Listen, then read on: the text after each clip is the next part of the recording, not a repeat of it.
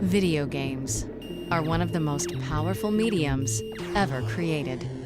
This merger of imagination and technology has introduced a fundamental evolution in human interaction. And now represents a culture of 2.4 billion gamers connected worldwide. Yes! But just 20 years ago, the console that kicked off the era of online gaming in the living room almost didn't exist. Do you ever want to make hardware? No, that's one thing that we decided not to do. The idea that Microsoft could ever create a game console was seen as a bit of a joke. Microsoft. They wear khakis, and they're boring, and they're Office, and they're Windows. Might as well call it Nerdbox, right? I can't imagine how it could be better. A new console was seen as a risky bet There it is. at a company not accustomed to losing. You're proposing taking money away from Windows in order to fund some game system? That is an insane business to get into. It was fear, uncertainty, and doubt. We're gonna make it, aren't we, sir? This is the story of how a passionate group of gamers forever changed the course of a corporate titan. They saw the future. Broadband internet to the television set. Like, you can do that? And then Bill says, we should do this. We should let these guys do this. And the journey to get that controller into our hands. This thing is going to be the most badass thing you can imagine. Fire at will! Think about the way you could tell stories with that. No matter where you are in the world, we can all be part of one bigger community. We need this. This is like the hotline for us. You take it for granted now, but back then, this was like science fiction. We weren't sure how we were going to do it. Xbox, watch TV. Oh, God. Oh, hell no, Microsoft. Gamers are not going to be tolerant of any level of bull at all. The risk here was enormous. You're always just one catastrophic bug away from not making it. I remember thinking, hey, maybe we're in over our heads.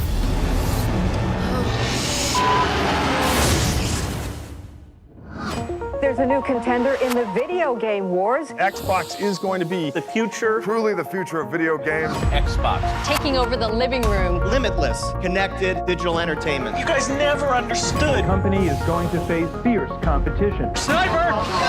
It's a ticking time bomb. Makes me very nervous to actually play this for you. Xbox getting a major overhaul. A bold vision for the future of gaming.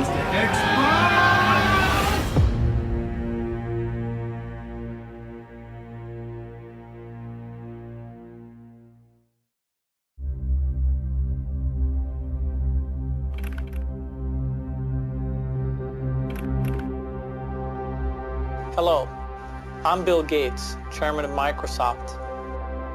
In this video, you're going to see the future. Microsoft first came up with the Windows concept back in 1983. I'm going to show you real quickly a couple highlights from the product. The graphics interface is an integral part of this new generation that take PCs much further than they've gone before. When I came to Microsoft in 1987, the average age was 27, and I was 27. We were an amazing young company with an amazing young founder in Bill Gates. He knew business better than anybody out there, and he also knew technology. He was able to synthesize things that nobody else in the industry could. It was incredibly fast-moving. It was the kind of place where people didn't hold back. For someone who just wanted to really let loose and grow and learn, it was an amazing place. Bill Gates and the team back then were the disruptors, which was exciting and palpable. We just thought of ourselves kind of the rebels, kind of, you know, where the big companies like IBM were these huge companies, but we were this little rebel group of hackers, you know, doing this cool work. I'm very optimistic about where we're going. But that really changed in '95. Windows 95 has taken over computer stores. They were online in the middle of the night. Personal computer users packed into stores dying to get their hands on one. When Windows 95 launched, it was like a coming out party for the whole company. Microsoft made a thing that everybody in the world wanted. It was like air to me. It just was. It existed, and you needed it. Today's world, you can't make it without a computer. Has thousands of programs that some of us may need. I can run 3 or 4 applications at the same time. Windows 95 is so easy, even a talk show host can figure it out. By the late 90s, Windows was dropping $1 billion to the bottom line every month.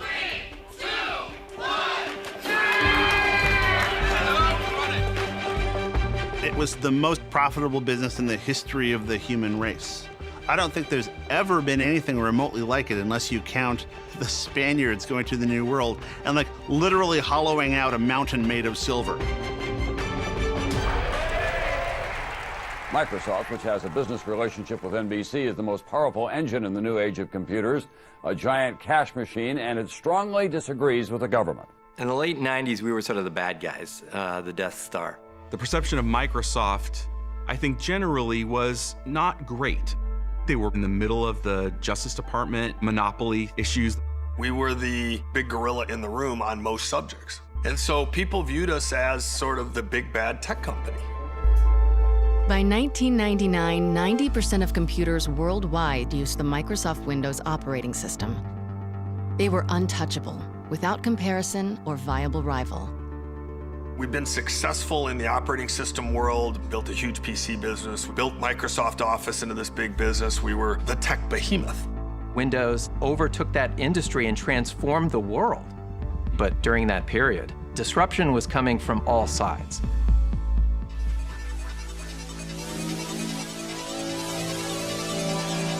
For decades, Sony had been a Japanese electronics giant with a history of producing personal and home entertainment hardware. And then, in 1994, Sony struck gold with the PlayStation, a gaming console with unparalleled success. The launch of PlayStation really thrust gaming into popular culture in a big way. And Sony saw an opportunity for gaming to be even bigger and touch entertainment. What Sony discovered was a console was really a Trojan horse to the living room. And once that device got into the living room, it could be a multimedia entertainment device. Sony was putting different things into the home. They're putting a hard disk here in like a DVR. They're putting memory here. They're putting a processor here. And if they could connect all those things together, it would be a computer, a potentially existential threat to Microsoft. Without further ado, let me introduce to you the next generation PlayStation technology. Even before Sony launched PlayStation 2, they were just creating this perception of inevitability.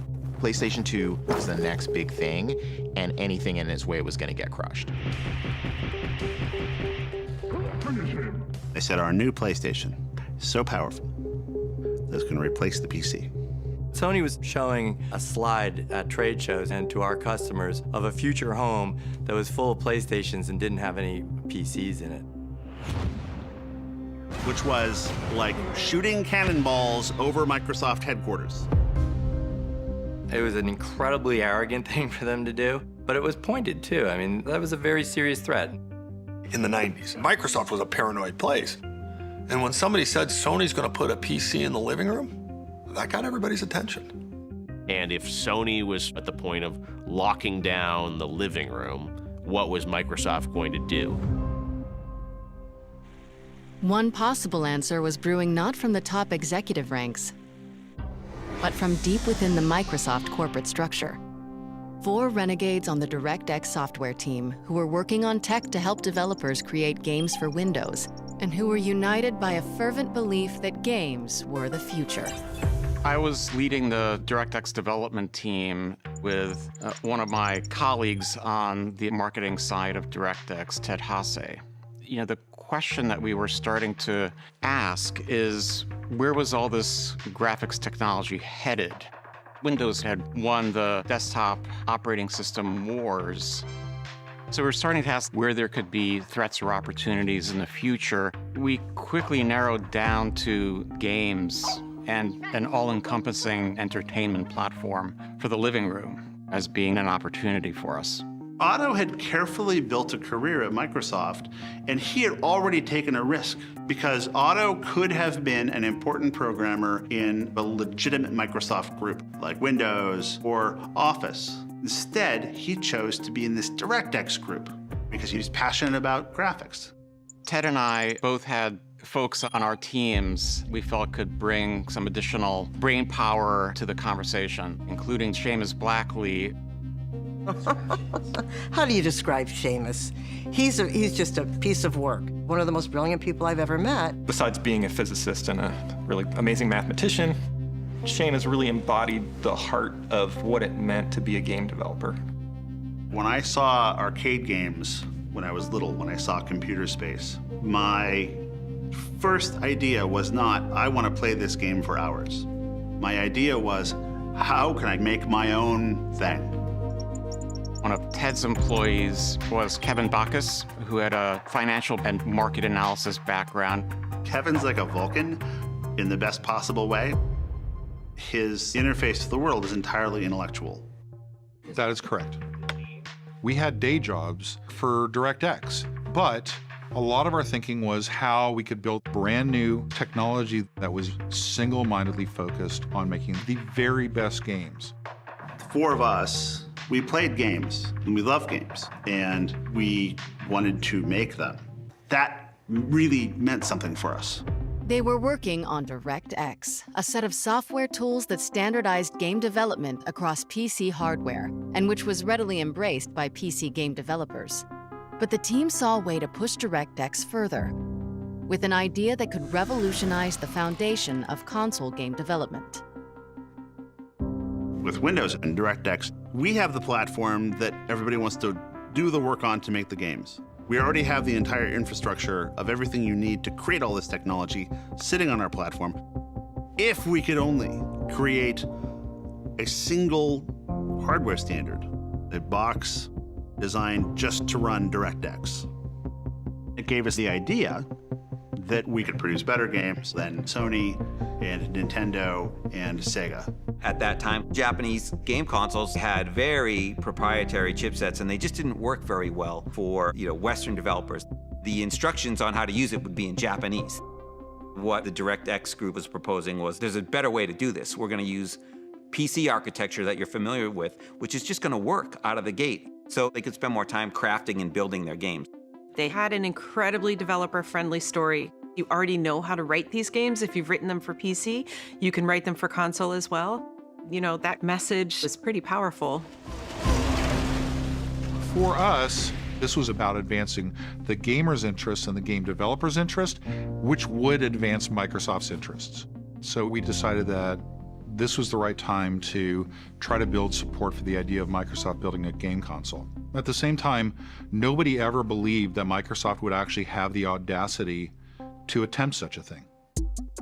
The four of us, we were on a journey to get support for this crazy idea around putting a DirectX-powered box in the living room to deliver interactive content. We were trying to crash meetings and get traction on this thing. We were an annoyance. Nobody knows who the hell we are. And we were constantly discovering super important people who were roadblocks or who wouldn't get it and who didn't think games were important. You're proposing taking money away from office development in order to fund some game system? These people dreaded having meetings with us. No surprise, displacing the stated direction of a company at the scale of Microsoft was not a trivial undertaking. Realizing that who you knew inside of Microsoft was at least as important as what you knew, we brought in the guy who could try to build support for the idea of Microsoft building our game console, Nat Brown. I had a lot of time spent talking with different teams and working with kind of long-term strategic planning. Nat had an incredible network of connections. He opened up a lot of doors for us.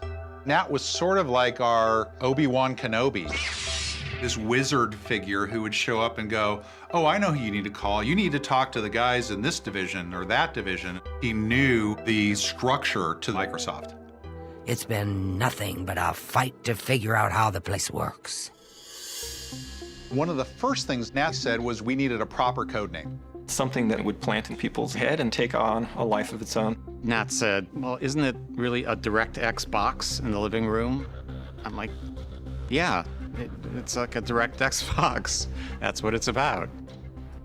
And we just put up on the board, let's call it the DirectX box. So we had this awkward thing in our mouths all the time. It was a DirectX box. And I remember saying, that's too long. It's just Xbox. And we liked that. That was our code name. as a stand-in until we had something better come along. We built a business case that showed how big this business could be. To get buy-in on that, you have to distribute it, you have to go socialize it. My trick was getting our stuff in front of executives to make them say, I want to understand this business. The team set their sights on a logical choice. A senior executive who spoke their language, literally. Yeah, I'll play real quick. Ed Fries was a Microsoft lifer. He joined as an intern. Ed had been critical in the development of Office, one of the biggest franchises, even at that time, that Microsoft ever had. He had this passion for games. He loved games. He programmed a game at a very early age. When most high schoolers were getting their first minimum wage jobs, Fries was already cashing royalty checks from his first game. So let's take a look at this high-quality product. A clone of the hit arcade game Frogger, aptly named Froggy. Highly original, as you can see. Yeah. When I left Office to go run the games group, people told me I was committing career suicide. Thank you, that's it. Good night. They said, why would you leave Office, one of the most important parts of the company, to go work on something no one cares about? And when I got there, running the games group, I found out they were right. No one cared about what I was doing, and that was awesome. In '95, the games group was really small. It was like 20 people. In a lot of these tech companies, there's not as much respect given for those other disciplines. Microsoft at the time didn't care very much about games. I think we were just more of a hobby. We were gamers working in like the bowels of some Microsoft corporate building. Our goal at the time was to push Windows as a gaming platform. I always felt like I was doing underdog stuff, and that's actually what I really enjoyed. I enjoyed trying to bring Microsoft from behind in PC games. After Windows 95 launched, we had to wear these t-shirts that said, Microsoft knows games. You know, it was obvious we didn't really know games, otherwise we wouldn't have had to put it on our shirt, you know what I mean? Choose your favorite form of world domination in Age of Empires. But after a couple of years, we launched Age of Empires. It was kind of crazy what a fascination that game became. And it was one of the signature PC strategy games for years. That was actually a huge success for us, and we started to do some acquisitions, and we were growing our publishing business. As we started to ship more quality games, we finally got to the point where we were respected in Microsoft, and people were like, okay, Microsoft actually does know what it's doing when it comes to games. Ed took a broken games business and fixed it and made it profitable and found a way to do it at Microsoft. These are difficult double black belt Aikido corporate moves. Steering the tiny PC games division into a profitable department had won Ed the trust of Bill Gates. And yet, Fries himself wasn't satisfied. Our PC market share was growing into the teens, and at the same time, we weren't doing anything in the console space. And that, to me, seemed like a bit of a waste. You know, there was this huge market out there. One day, these guys from the DirectX team walked into my office, and they pitched me on this thing, the Xbox. And basically what they pitched was a disguised PC. I thought, oh, this is great. This is like a bridge for me to get to the console business. This box that will run a native version of DirectX, which is the part of Windows that's really focused on the game developer, was revolutionary. It's going to be easy to port to this machine, easy to take my games and make them run. Unlike running on PlayStation at that time or a Nintendo machine that were just very alien hardware compared to a PC. Ed understood all this game development is happening on the PC. We wanted to make a console that was specifically designed to be easy and fun to make games on. And if the most creative people did their best work on your platform, that's really good business. That's a good idea. Basically, I said, you know, I'm in. I like this idea. I want to help you guys. The DirectX team, these were troublemakers, upstarts. They didn't have these reputations that Ed had as sort of born and bred to work at Microsoft. They didn't really have any political clout within the company. It was, I think, a big win for them to get me on their side, from my point of view.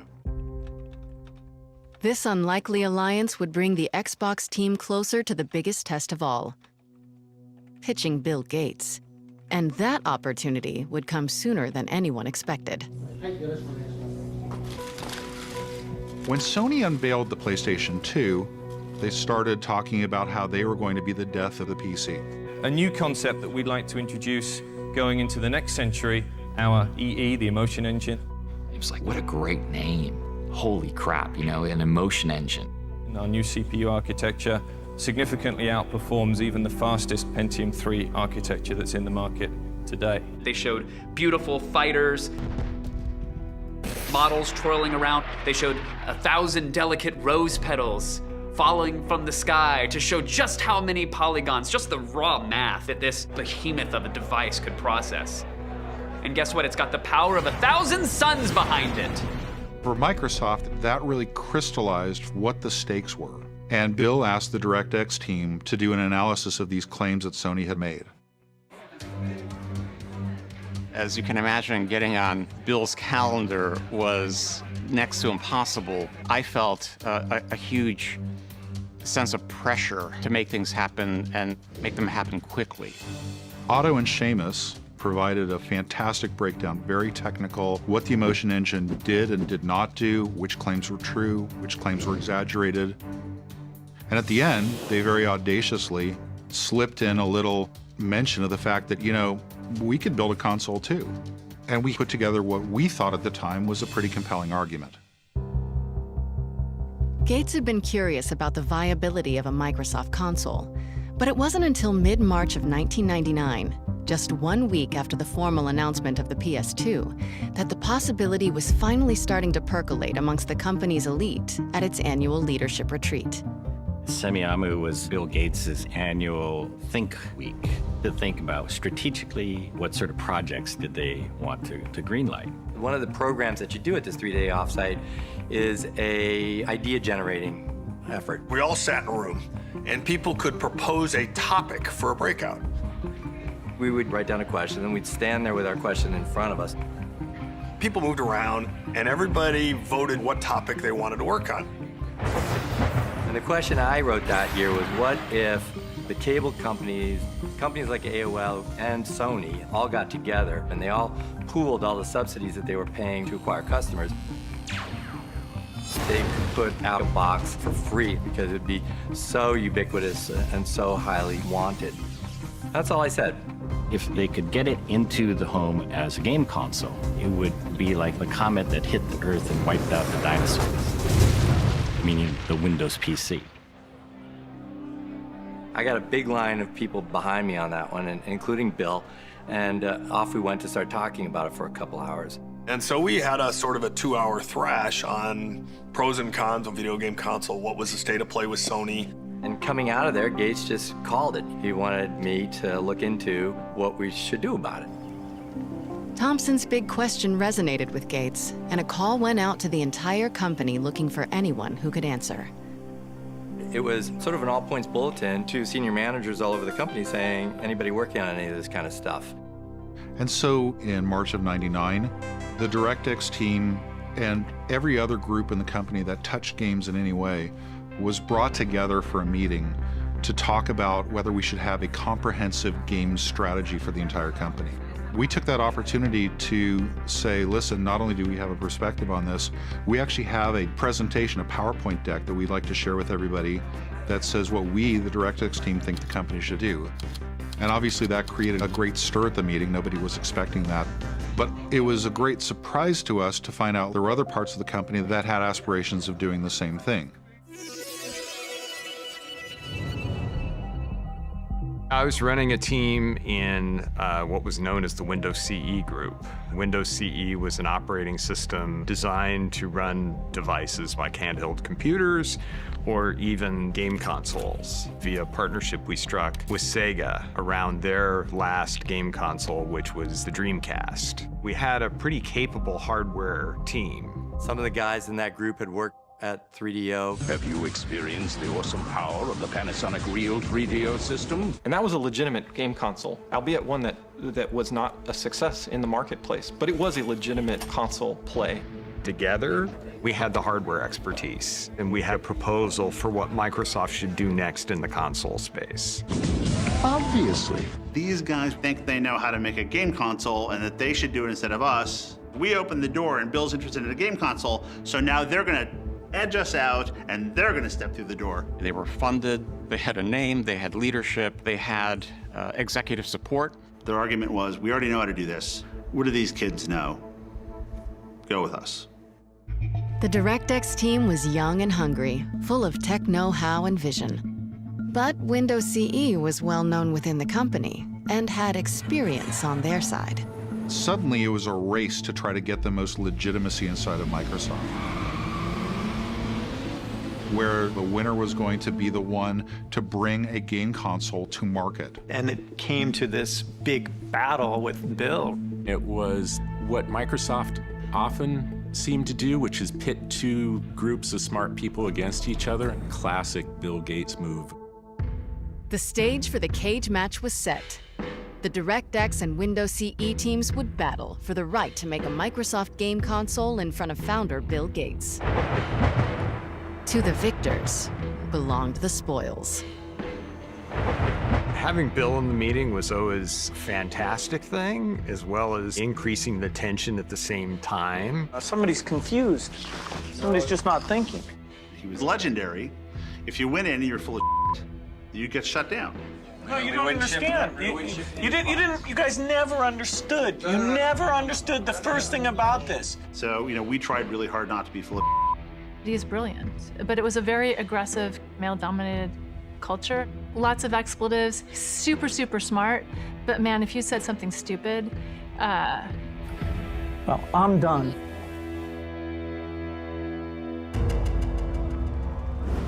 Round one. From my group's perspective, we felt good. We thought they didn't really understand the console space, so frankly, we discounted them a little bit. Ready? Five. We proposed something that aligned very much with how business was done in the game console market as it existed. You gotta meet the market where it's at. The WinCE guys were sort of like preaching the model, but the model isn't very interesting. In their pitch to Bill, as we're sitting there horrified, they're basically talking about recreating the 3D or making a game console similar to everything else that's on the market. And we're like, you don't enter a market and copy what the competition does exactly. You enter a market to disrupt it, to do stuff they can't do. Windows CE presented, and they talked about this device and blah, blah, blah. And then the DirectX team got up and presented this vision for Xbox. There were two things in our plan that we thought absolutely critical to the success of Xbox and games on Xbox, which had never been done before on a game console. Number one, a hard drive that would be important not only to save information about the player's state and what accomplishments they had done, but also so they could store large amounts of data somewhere and be able to access and change that over time. I remember there was a big debate about should there be a hard drive in it or not a hard drive in it. We were the not hard drive folks. We didn't see the benefit of it. The second component that we thought was absolutely critical was Ethernet. The Sega Dreamcast was basically the first console in history to have any kind of online component to it. But theirs was dial-up internet using a modem. That was the technology of the time. We realized that that was a short-term solution. What we wanted to do was to point towards the future and integrate Ethernet and high-speed broadband internet to the television set. We wanted to bet on the future rather than on the present. The ability to connect machines to each other and to the internet was a core part of the DNA. We were pitching a very traditional game console, and the Xbox team proposals, I understood it. It sounded to us like, hey, we're gonna take a PC and we're gonna go build a console out of that, and it just didn't seem credible. It's just not the way the business worked. Final round, 5. These two groups came at the idea of building a game console in very, very different ways. So this meeting got really contentious. We have to watch these guys like on our plan and tell us it's not going to work and talk to Bill about how game consoles really work. I'm waiting. I'm like, come on, Bill, kill him, shut him down. They're full of shit. He doesn't do it. I wanted to see the Bill Gates of old. I wanted to see Old Testament Bill Gates, the guy that was famous for throwing people out of meetings and telling them never to come back and telling them that they're the dumbest person in the company. To my horror, Bill sat back and stroked his chin and was very thoughtful. Bill said, well, I think both teams raised some good ideas.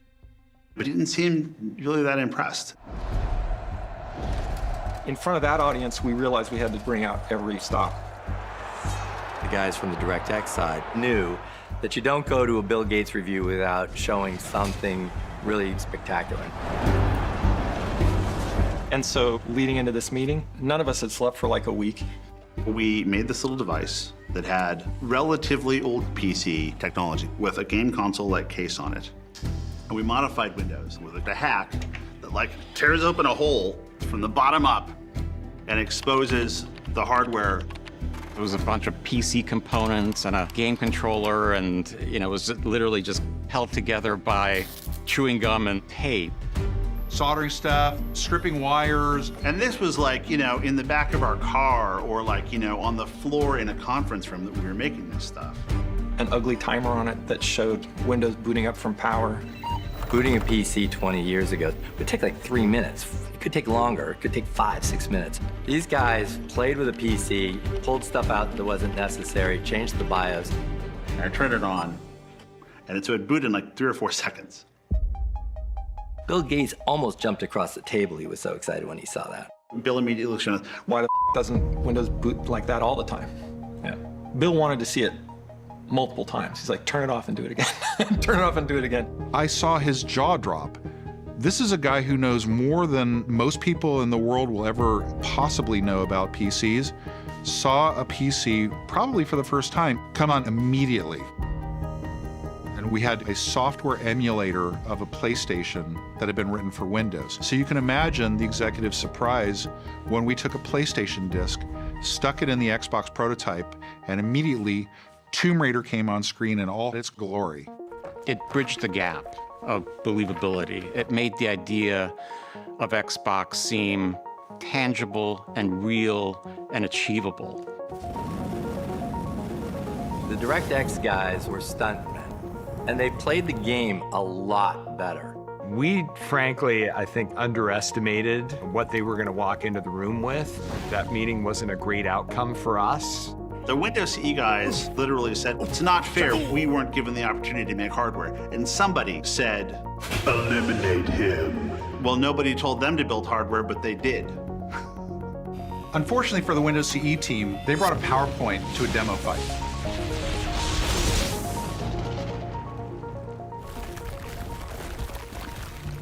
Looking back on it now, I really do think that Bill looked at us and saw some aspect of himself or the early days of Microsoft, and that's what he thought was going to work. Bill's reaction was, you guys are proposing that it's doing good things for Windows, and it's based on Windows, and we get Windows in the living room. That all makes sense. You're proposing that we spend $500 million on it. You need to make this presentation to Steve. How much do you think this advanced operating environment is worth? Wait just 1 minute before you answer. Watch as Steve is one of the most enthusiastic and energetic people I have ever met in my life. That energy and enthusiasm that you see on stage is 100% authentic. At the time, if the biggest fan of Xbox was Bill Gates, the biggest opponent was Steve Ballmer. Steve, as a good businessman, liked to make money. He liked, big, bold bets, but he liked big, bold bets that would pay off. This was right at the time when Bill was transitioning the CEO role to Steve. And they had already agreed for a couple years that if Bill came up with some crazy idea that cost a lot of money, that Steve should get a chance to say yes or no on it first. And that led into this final meeting where we really had quite a large group of executives across the company. The room was packed. There were a lot of different constituencies there, all the way from the field sales force to the most technical side of the company. You had a lot of people very, very interested. Steve's a big guy. Bill's in there, and you're in there with these two super famous guys who hold your destiny, and Steve is really upset that we wanted to take this risk. Ballmer understood very well where Microsoft's bread was buttered and where the money came from. We were a company known for productivity software. He didn't want some video game, or even the fact that we made video games, to threaten the very lifeblood of the company. Steve looked at the Xbox idea and saw insanity. He went to his whiteboard and he said, okay, what's this going to cost? What's the hard drive going to cost? What's the Ethernet port going to cost? What's the graphics chip going to cost? And he totaled it all up and said, there's no way you guys, what's your reserve for returns? Reserve for returns, what does that mean? Well, we freely admitted that we didn't understand the first thing about hardware, but we were gamers and we were game developers. Our entire careers have been built around games. We knew that 3D gaming was taking off and online gaming was just around the corner. And the best and brightest in the game development world, they were moving all their thinking from the PC to consoles. We had the opportunity to go create something that was going to take all of the equity, all the goodwill, all the technology, and all of the programming tools that had ever been created to make Windows applications and carry it forward to the living room. And that was the product that we were proposing, Xbox. Looking back at that moment, what Steve and Bill were seeing was the future passing Microsoft by. You know, Microsoft was thought of as this dominant company of the era, but success or even survival was anything but preordained. If Microsoft didn't grab this opportunity, that Microsoft would be on the wrong side of the future of tech. It made everybody step back for a second and think. The console business was something that we needed to seize. I think that that was where Bill and Steve realized that they needed to move forward with Xbox. An incredibly electrifying moment. We'd finally convinced Steve. Bill was convinced. They've done an outstanding job so far, haven't they? I think Bill did have a view that software running on hardware in a family room could really bring some unique experiences into the home. We could start with video games, but it could go many directions from there. It was really an opportunity to recapture the soul that Microsoft had at the beginning, to create that revolution, to create that new platform. We were going to do something no one else had done. We were going to launch a console from a software company. Microsoft had done nothing like that before. And then it became clear that there was just some really big challenges for us. At the beginning, it was about credibility. We had a task ahead of us to ensure that we were taken seriously in the game industry. This equation of power, performance, and price. You have to come correct on every single part of that, you know, to be successful. There were so many tasks that had to be done on both the hardware and software side. We realized that we needed to have a leader. It was clear to all of us that that person was Rick Thompson. He had asked the best questions, the most insightful questions. We wanted him to be part of the answers. So Rick was brought in as the seasoned senior executive who had experience in hardware with peripherals, mice and keyboards. And he had to construct a plan and a go-forward strategy. My comment at the time was, I'm not big enough for this job. But a couple days later, Steve Ballmer calls me into his office and says, let's get this straight between the two of us. This is your job now. You're making a big splash. You say you're getting into this consumer market. You know, if that doesn't work out well, it could really give the company a huge black eye, and that would be very difficult to recover from. The risk here is enormous, the amount of money we could lose on this project. And for me, it was fear, uncertainty, and doubt, because you got a business guy who's gonna try to figure out a business model with my little team of people who helped me with the hardware business. You got 4 people coming over from DirectX. None of us actually knew the rules of the game that we're playing. And we basically just stood there and looked at each other and said, oh, like, now what do we do?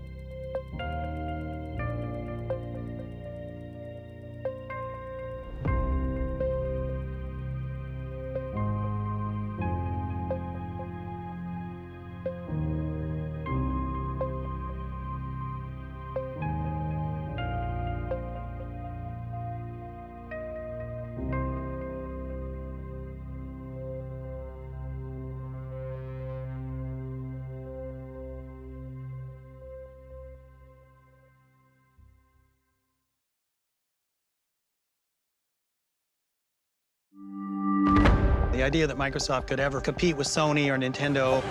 Microsoft is going to make a game console. It was seen as a bit of a joke. Might as well call it Nerdbox, right? We needed to prove our credibility. This thing is going to be the most badass thing you can imagine. Dude, we need a metal X, and it's got to have a green eye, shooting a laser out. I want it to blind people. The game developers are not going to be tolerant of any level of bull at all. I opened up the first machine, I'm like, what the? Oh my God, what happened in there? Seamus is backstage soldering as the auditorium is filling up. And then it's in front of the boss. The boss is coming on. The Microsoft brand is on the line. The Microsoft name's on the line. Bill's not going to be happy. And it was terrifying. He's screaming at us. You guys have lied to me. You guys have played me for a fool. And he says, this is a insult to everything I've accomplished at this company. It was terrifying. I thought my career was over. There's a new contender in the video game wars. Xbox is going to be the future. Truly the future of video games. Xbox. Taking over the living room. Limitless, connected digital entertainment. You guys never understood. The company is going to face fierce competition. Sniper! It's a ticking time bomb. Makes me very nervous to actually play this for you. Xbox getting a major overhaul. A bold vision for the future of gaming.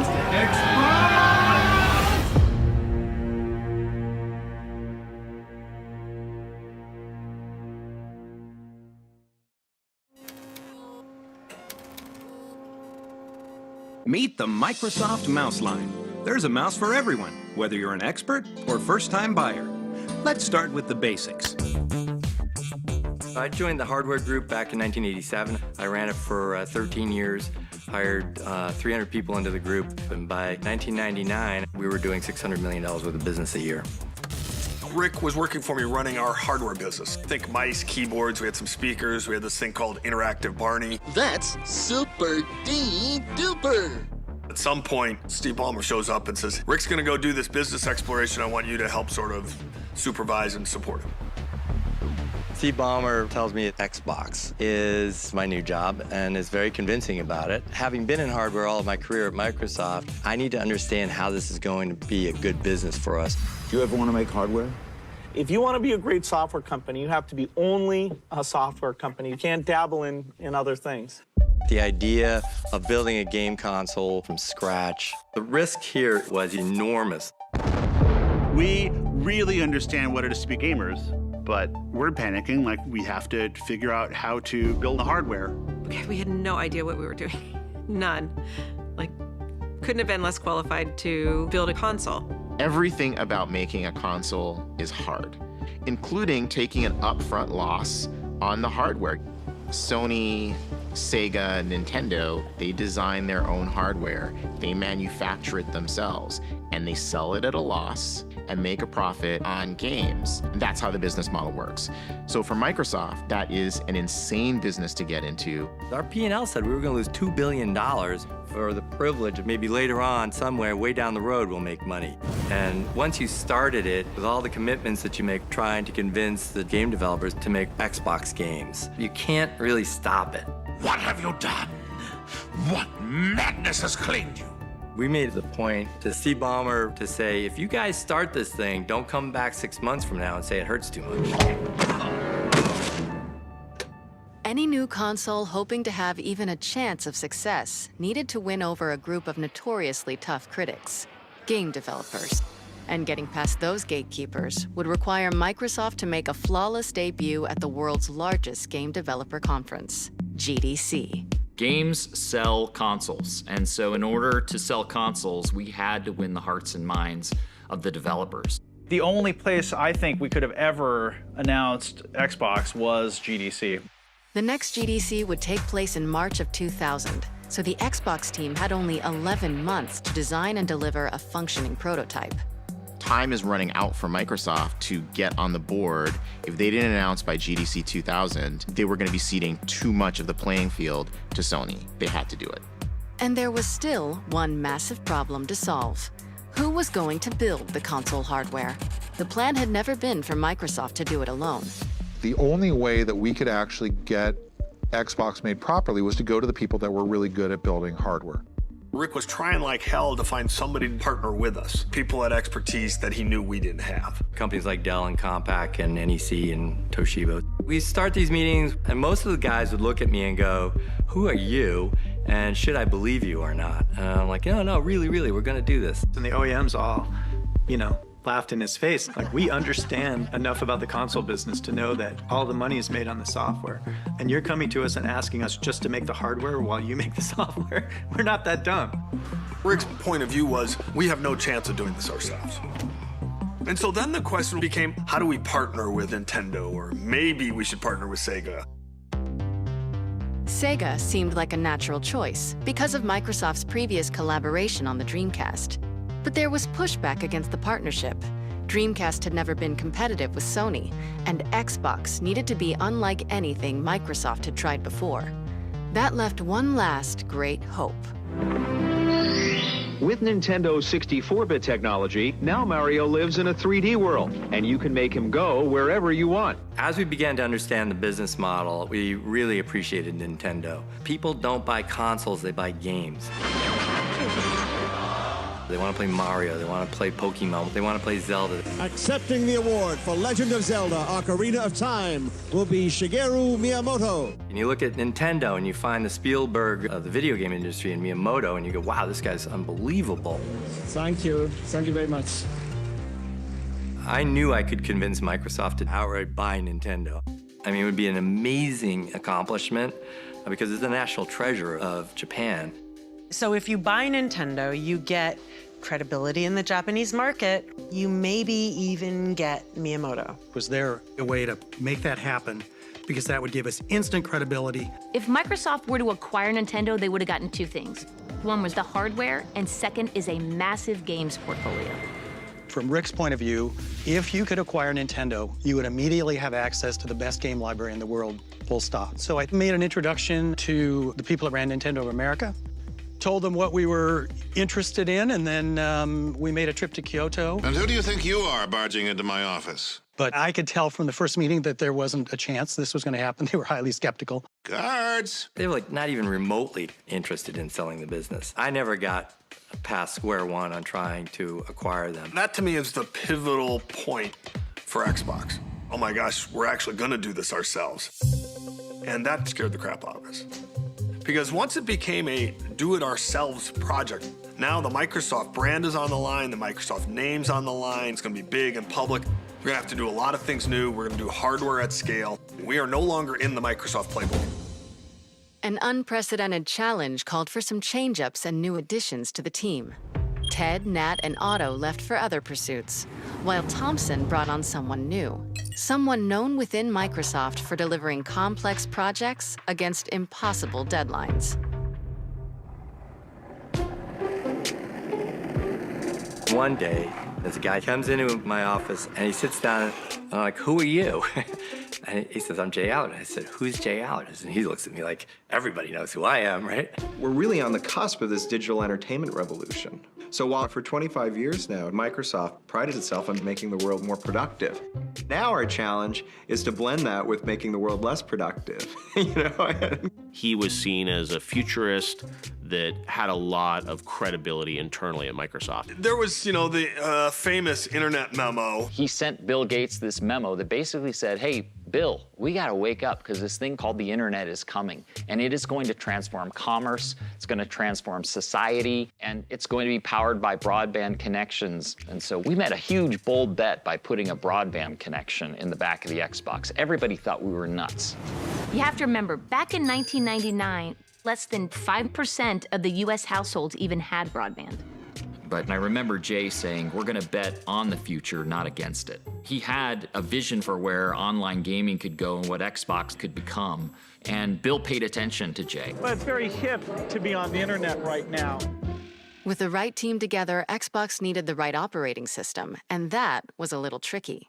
And political. It's just amazing how popular PCs are. Windows had been the catalyst for Microsoft's meteoric rise. Games, word processors, calculators, calendars, all running faster than ever. Bill Gates had been won over to the team's pitch on the understanding that Windows would power Xbox. But the team knew that Xbox needed to be leaner than a PC. Windows was an all-purpose tank. Xbox needed a street racer. One of the things that makes Windows great is that you can do lots of things at once. You can be running Word next to Excel, next to IM, next to Photoshop. And so the idea was, if we're going to put a video game console in the living room, it's going to run Windows. Once or twice a week, we'd get pings from all sorts of different groups around Microsoft. Office was kind of the notorious one, saying, hey, I hear we're doing a console. I hear it's going to run Windows. What do I have to do to get a build of Office running on it? I bet people would like to edit their Word documents while sitting on the couch. What's the rating of this? Like, okay, so we had to do two things. One, we had to tell these groups off.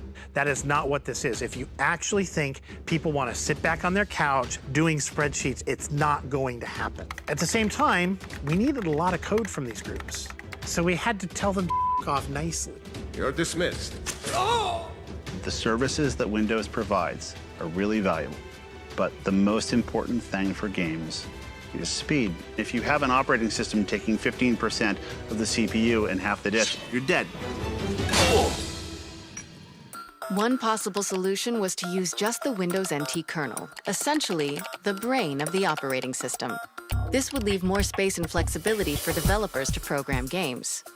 There was just one problem with that solution. The Xbox team didn't have access to that kernel, and the Windows team wasn't about to share it. Here we are in the computer room that holds all of our server machines. If we'd have gone and asked the Windows team, they would have insisted that we take Windows as is, no modifications, subject to their approval, and we just could not bring that baggage over. So we had to steal it. We stole it. We stole it, yes. I have it running on this machine here. We actually grabbed it at night off of a server when no one was looking, about 3 weeks before a major Windows release was going to happen. We brought it back and just started hacking and slashing stuff out of it. We had to refactor and cleave off functionality to make this box so tuned that the games could be brilliant. What started out as a 4.5 megabyte working set for the kernel got that down to about 200K. So a tiny, tiny, tiny fraction of what Windows is actually made it over to Xbox. You could call this the evolutionary approach. It becomes clear that what we're going to do is not what Bill and Steve thought they had approved. Xbox would have the heritage of Windows, but not actually Windows itself. The new operating system was streamlined, but nothing like the Windows-powered version the team had pitched to win the technology bake-off against Windows CE. With GDC 2000 just 1 month away, for Thompson and the team, it was the moment of truth. Time to call one final meeting.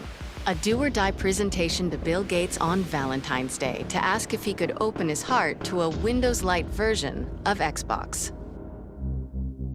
We had to go to Bill and tell him that what he wanted most out of this, he was not going to get. This wasn't going to run Windows. I can't imagine how it could be better. Oh, Bill's not going to be happy. This was the final meeting to either approve the Xbox or cancel it. One of the highest stakes meetings I was at my whole time at Microsoft. Which is the Valentine's Day Massacre.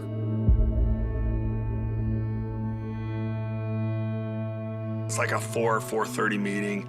Rick, Thompson, myself, Ed Freeze, Jay Allard are the 4 Xbox folks there. Steve's there. There was a whole outer group of people too. So this room was packed. Well, about 15 minutes late, Bill walks in.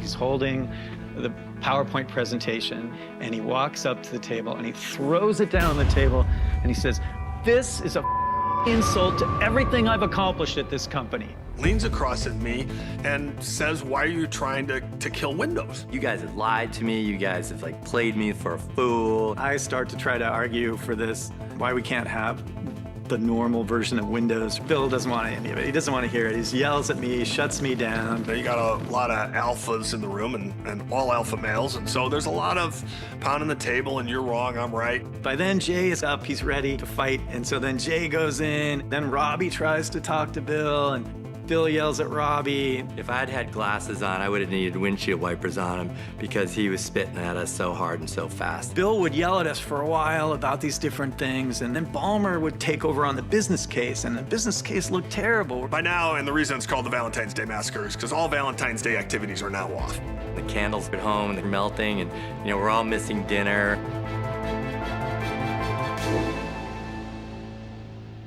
And the meeting gets to this sort of crescendo. And I said, okay, well, then let's not do it. We haven't announced anything. So that led to another hour. And then somebody says, what about Sony? Microsoft had owned the den and the office. How cool!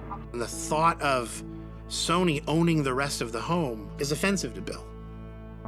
But the Xbox, it's the antithesis of everything that Microsoft is. It takes all of the hardware burden onto us, so it's really hard to make business sense of it. That's equally offensive.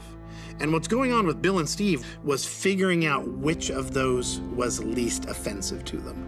Bill kind of pauses and he thinks, and he says, I think we should do this. And Ballmer's like, yeah, we should do this. And then they start getting excited and it starts going back and forth. We should do this. We should let these guys do this. Bill's like, okay, we're gonna give you guys everything you asked for. Really want you to be successful in this project. You have all my support. And that part of the meeting took 5 minutes. And I turned to Robbie. I'm like, Robbie, that was the weirdest meeting I've been in at 15 years at this company.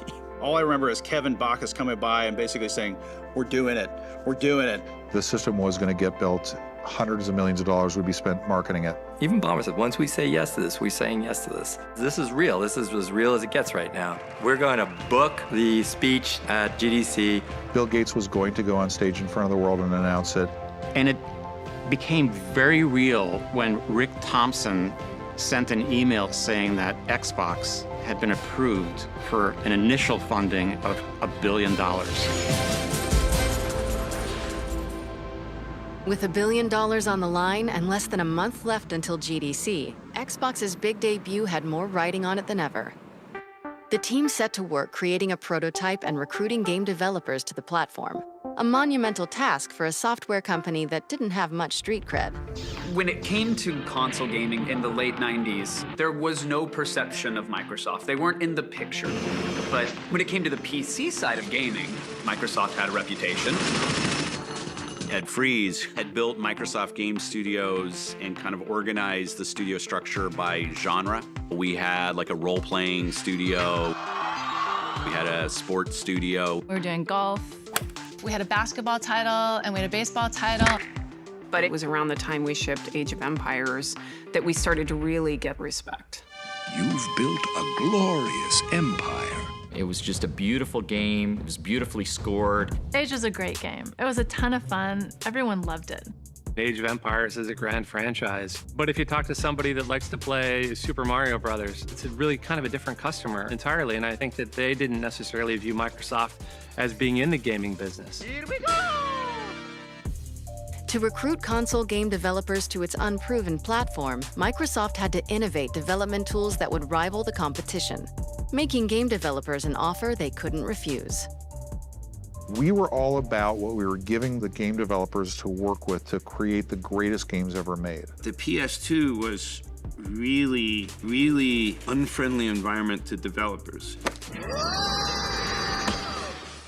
Seamus Blackley and Kevin Bacchus and Ed Freeze, they were saying, we're gonna fix this. So more of the money is going on the screen, not just trying to figure out the convoluted hardware. And that was like, really? I mean, it was like oxygen. This was going to do things that the PlayStation can't, which meant to me we could tell more stories, create characters that people care about, and create worlds that would be very difficult to do on the PlayStation. It's time. We know at this point we're heading toward Xbox announcement at GDC. Game developers have to be excited so that they could talk to their other friends in the games industry and tell them, you know what? Xbox is legit. The innovations offered in the Xbox created a promising future for console game developers. But to deliver that future, Microsoft still needed to complete a working prototype to debut on stage at the Game Developers Conference. When Microsoft first started talking about doing a game console, everybody's willing to listen, but you need to see it. We had to create a prototype game console that was obviously not going to be the final design of the hardware because we didn't know what Xbox was ultimately going to look like, but at the same time, looked nothing like a PC. I had started working with the Hardware Guys Rapid Prototyping Group, which was literally in the parking garage. And they had like built a temporary structure and a bunch of parking spaces and like made it like a little office. So I went to this area where the artists were, and they were having a remote control car race in the office. Around the desks, going right around. And that's how I met Horace Luke. In a lot of ways, I work very scattermind. I don't really work on a linear path. Most of my days spent with markers and paper and just doodling. I remember the guys coming in about 6 or 7 in the evening when everybody's leaving the office with this big motherboard from the 90s. This gigantic board that had all these PCI slots on it and said, put this into something that is presentable on stage. And I still remember staring at it going, what do I do with this thing? The traditional Microsoft product was very ergonomic-centric. The mouse, the keyboard. But the Xbox, it was very different. It was about storytelling. There's a lot of people focused on what's this set-top box gonna look like in my living room. But that wasn't what we cared about. Horace was really interested in what was happening when you got sucked through that screen. The role of the designer, it was how to tell the story at a glance. That Microsoft is about to go into a space that is brand new to what Microsoft was accustomed to. Telling people that this thing is going to be the most badass thing you can imagine. I would go down and visit Horace, and there would be scraps of prototype drawings and other pieces of vision work that he would have. The whole idea was this nuclear reactor almost, trying to hold this energy that's inside that is so intense. He's like, dude, we need a metal X, and it's got to have a green eye, you know, shooting a laser out. And he's always gonna use sound effects, so he's gonna be like... I want it to blind people, because that's kind of how Horace would talk about these things. That sense of escape and that sense of capability and power is what we try to create with this green portal. And inside there, everything is possible. That was how we wanted people to feel when it's on stage. You could have shown up to GDC and plugged in a PC and tried to tell people it was a console, and not a single person in that audience, I don't even think we would have believed that that was really going to be a console. So we knew we needed to show something beautiful. People got to be able to tell in an instinct that this thing is called Xbox. What we ended up building was a 40-pound machined aluminum X that had been buffed to a chrome finish. These big, beautiful, shiny chrome X's, they were like these incredible sports cars. We ended up taking literally a solid hunk of aluminum and carved it with a 6-axis CNC machine. That box took 2 weeks to carve and 1 week to polish. Building those metal X's was very trying. Drew and I just, after work, you know, get a can of kerosene, get a rag, and just keep buffing it. Rub, rub, rub until that thing was polished. Somebody brought it out into a meeting and took a towel off of it and showed it to us, and I was like, that can't be in people's living rooms. And everyone's like, calm down, it's a concept. And I'm like, okay, awesome about the green eye. How am I gonna fit the components in there? And what we ended up doing is, if you look at a PC, there's like this main motherboard, so we stuck the motherboard at this, you know, on like one angle. We had to shave off the edge of the motherboard because it just didn't fit. We soldered the hardware together ourselves and borrowed space in the lab. You know, I'm sure people looked at that and they're like, whoa, it's like this polished X, it's got this, you know, amazing green eye. But it was the world's messiest PC build. Like, it was components like just jammed in there. And you're like, is it gonna work? Oh, well, you know, work this time. I guess that's the one we'll take with us to GDC. It's sometimes possible to forget about the people who actually make the games. And so we're here in San Jose, California for the Game Developers Conference to remind ourselves that without these people, we'd still be playing checkers. Announcing Xbox at the Game Developers Conference was like every Christmas morning rolled up together. Video game developers are upping the ante on creating realistic games. Microsoft upped the competitive ante, announcing a new concept, codenamed Xbox. At GDC, The idea was that Seamus would go on and basically be the demo guy, talk about Xbox, show the demos. But this was the first time that Seamus had stood in front of an audience of game developers and gamers since the launch of Trespasser. Before he came to Microsoft, we knew Seamus from his stint at DreamWorks on Trespasser. It was a personal passion of Spielberg. He was very involved in it. I'm in Steven Spielberg's office, and we're going to do a game that could be a spiritual successor to Jurassic Park that takes all of the principles of game design that I thought were important. Seamus really hit on this idea of trying to use physics to simulate a world populated by dinosaurs. I wrote a big physics system in order to make an island that was completely physically simulated. And then he's saying every leaf and every branch that you walk into in the woods is gonna move. And that was kind of a dream that we're like, yeah, that sounds good, but how are you gonna do that? How are you gonna make that perform? Well, the end of the story was we're not. And I made every mistake in the book. You can read about this online, all the stupid things that I had managed in that project. And we shipped it before it was done. We shipped this broken game right into the jaws of the birth of internet gaming sites and the first fan sites. I personally just got destroyed online. And I had never seen anybody destroyed online. We know what that's like now. I thought my career was over. Everyone who was present in San Jose at the Game Developers Conference, they knew my failures with Trespasser. I remember sitting in my hotel room and I had to convince myself to just go show my face at this thing. And it was terrifying. The day of the unveil of Xbox, I took 3 Xboxes with me, like these metal X's, 1 for the stage and then 2 for as like, you know, what happens if this fails. We hand carry these things down in transit because these things are fragile. The idea was showing live demos, proving that we actually had nothing up our sleeves. The game developers are not going to be tolerant of any level of bull at all.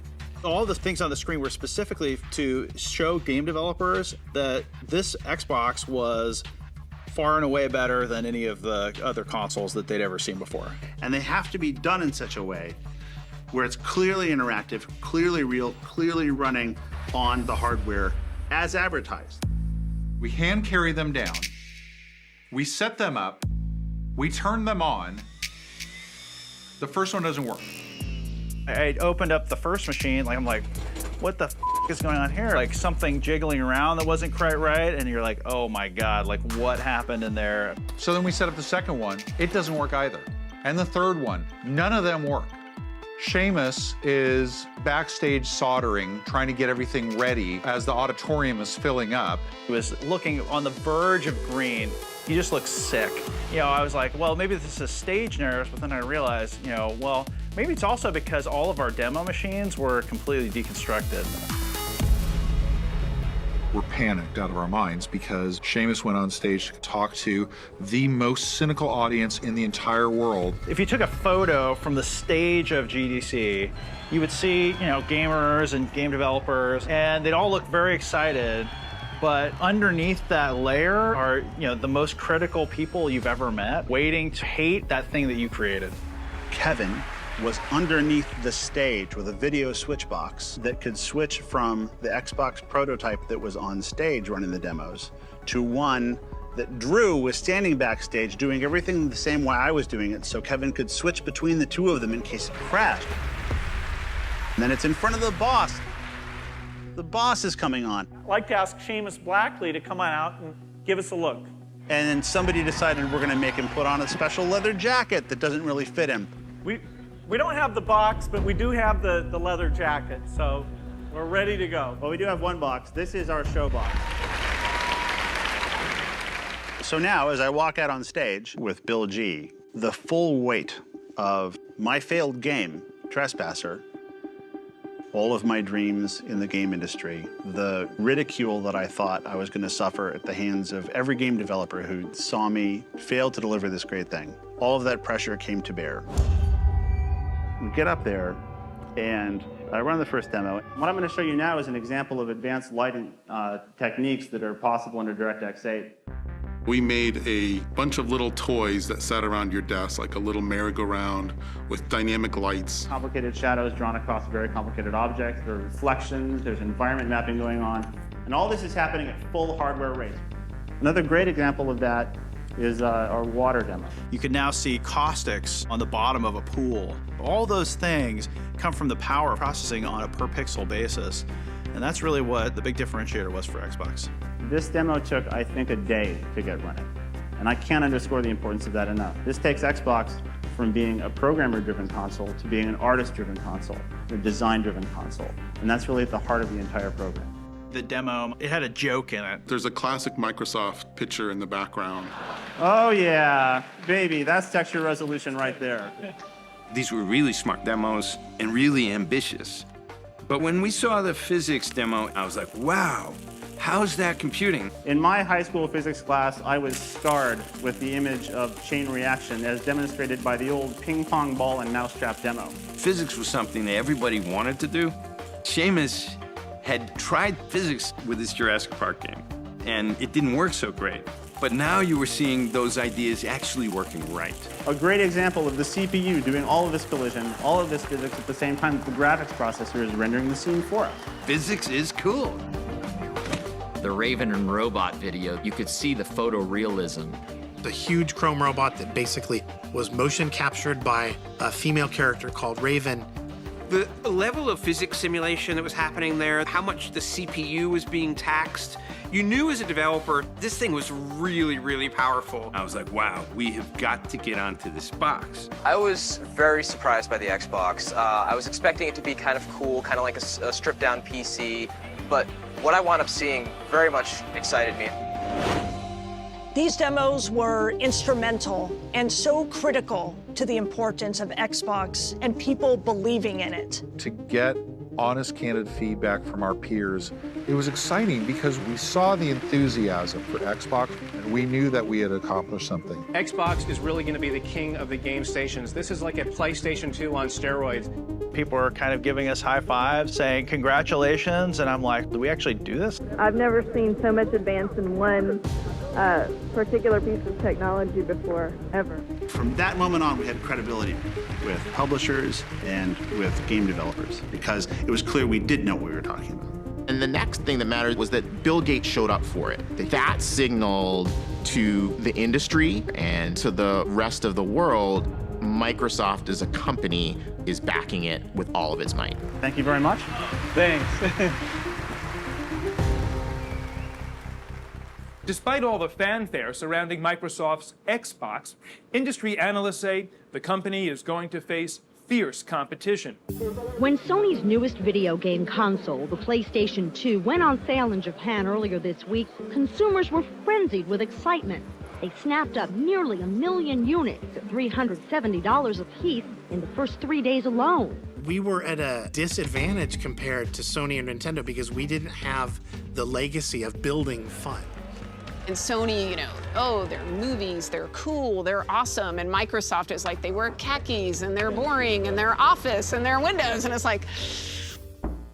For over a year, the team had referred to the top-secret new console only by its codename, Xbox.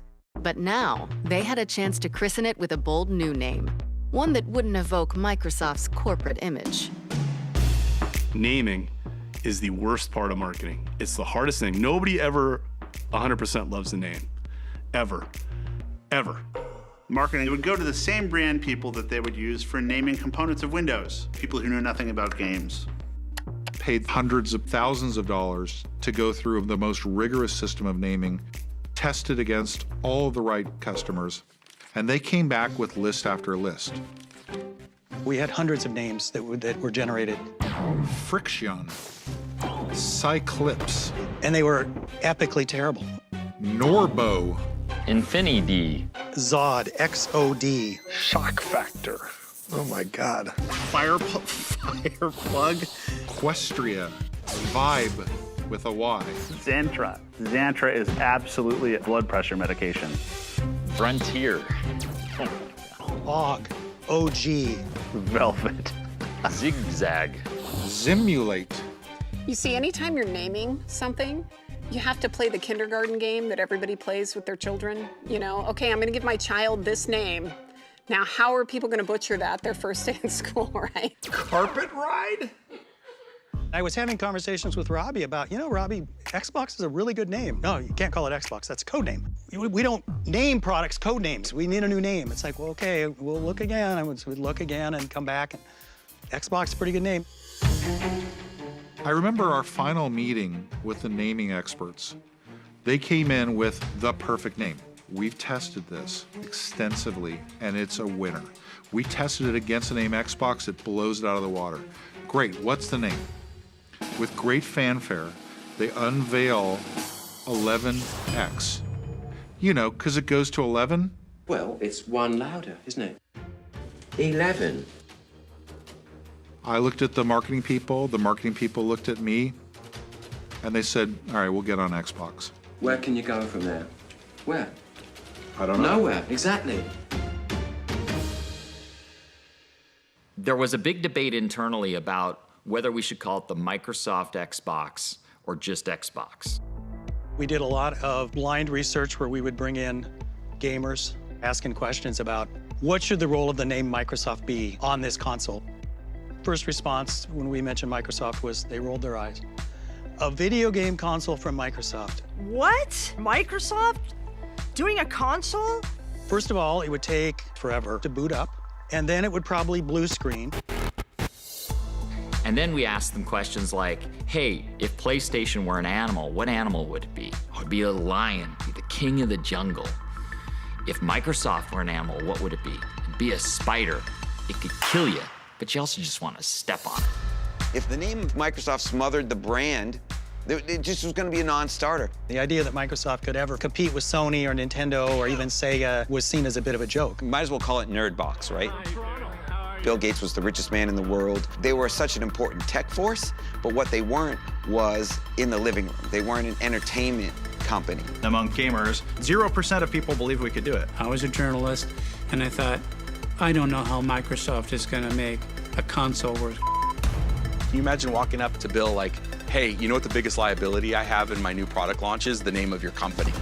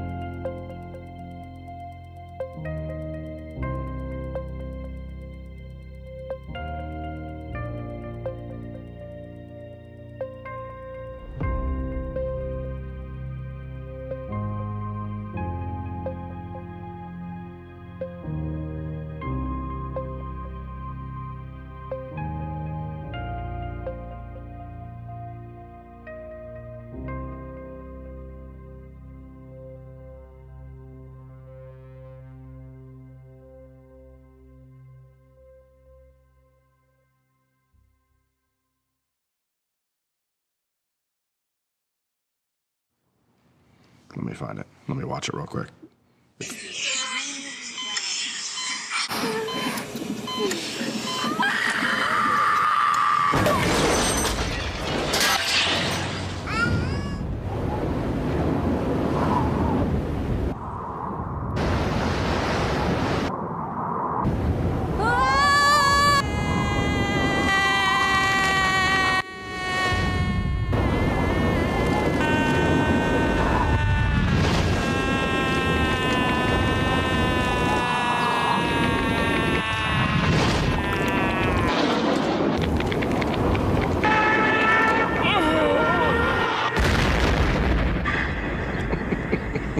It's really good.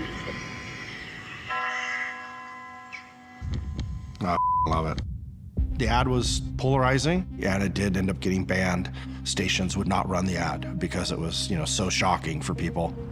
There was tension for the company to be doing this gaming thing because it was really different than really the image that the company was trying to cultivate. Some of the stuff like that, commercial, I don't think senior leadership saw until it was done. We don't talk about Microsoft Xbox. We just talk about Xbox. Because Microsoft was good on the funding side, but bad on the branding side. And if they wanted to go market it like they market Windows and they market Office, it was a deal breaker. It was not going to be successful. The games industry did not speak the same language as Microsoft. But if we were going to do this really hard thing and not lose billions and billions of dollars forever, we had to get it right. People had to have the belief that they were working with the Xbox team. And if that meant there was something slightly unconventional that had to be done, the Microsoft bureaucracy wasn't going to get in the way. There's a new contender in the video game wars. Xbox is going to be the future. Truly the future of video games. Xbox. Taking over the living room. Limitless, connected digital entertainment. You guys never understood. The company is going to face fierce competition. Sniper! It's a ticking time bomb. Makes me very nervous to actually play this for you. Xbox getting a major overhaul. A bold vision for the future of gaming.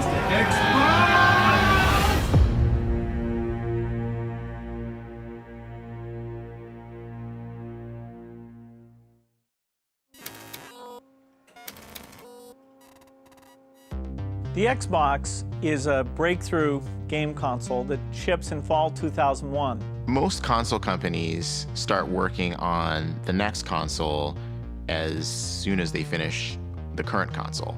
So 5 years, 6 years, 7 years. So for Microsoft to go from announcing in 2000 to being on store shelves in the fall of 2001 is kind of insane. Before Xbox landed on store shelves, the team had to run a gauntlet of very public deadlines. A hardware rollout in Las Vegas at the Consumer Electronics Show. A first glimpse of Xbox games at Microsoft's GameStock event in Seattle. And finally, an event that brought the entire global gaming industry together to see what was new and judge it mercilessly. E3 is the biggest moment of the year for games. For new entrants, it was really important to show up and make a good impression. That E3 was critical for the Xbox, but a lot of what you're showing is beta software and beta hardware. Hardware that's not proven yet, or probably not even finished. A lot of things at E3 can go wrong. Adding pressure, the lead executive on Xbox development, Rick Thompson, had just left Microsoft, which meant Microsoft's mission to quickly deliver an industry-changing game console needed a new leader. The idea of finding somebody else externally didn't make sense. We had a schedule that is crazy to begin with. The project just didn't have the time for that. Nor did we think that somebody externally could sort of fit into Microsoft and make this happen. And so I concluded that it was something I needed to do. A new challenger enters. Sort of a fateful decision because it led to the worst 18 months of my professional career. It's a hard project. What we were doing is something that is intensely difficult. Robbie was the grown-up. What was Robbie's role?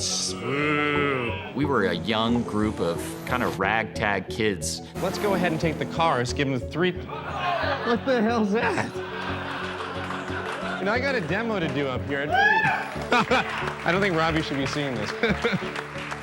What we needed more than anything else was we needed an adult in the room. I was part of Office when it was smaller, and then as it grew big. Robbie also has a sense of propriety, and I don't think we had a sense of propriety at all. The opportunity here way outpaces that opportunity. I think is very exciting. He was the one inside of Microsoft that Bill Gates trusted with all the complexity and the cost and the risk involved in doing something like this. Robbie's a good guy. People can trust him. He doesn't break his word. However, everyone who comes into games can't be prepared for what it's like because it's an entertainment business. The software doesn't just have to work and have the right features. It has to entertain also. This is hard. I had no clue what I was doing. I didn't play games. The business model I barely understood. We are launching an entirely new business competing against 2 established competitors in one of the largest entertainment industries in the world. I was learning something new every single day. And that meant, obviously, I failed most days too. And I think the next 6 to 8 weeks are going to be super exciting. A little challenging. I didn't think about how to plan for going from 20 people to 2,000 people. We went from 4 people to a dozen people to hundreds to, honestly, thousands involved in some way with the creation of Xbox. It was crazy. I mean, it was no time at all before I didn't know everybody in the organization anymore. When I think about it today, it just makes my head kind of spin sideways. Every week, I would hear about somebody I knew in the game industry that was moving up to Redmond to work for the Xbox. We just said, this all has to get done. We need bodies. So we hired people in bulk. We brought in teams of people. I remember thinking, there's a lot of people changing their lives for this effort. It's either got to be something that everybody believes in, and they're willing to uproot their families and get behind this initiative, or it's going to be one of the biggest cluster of all time.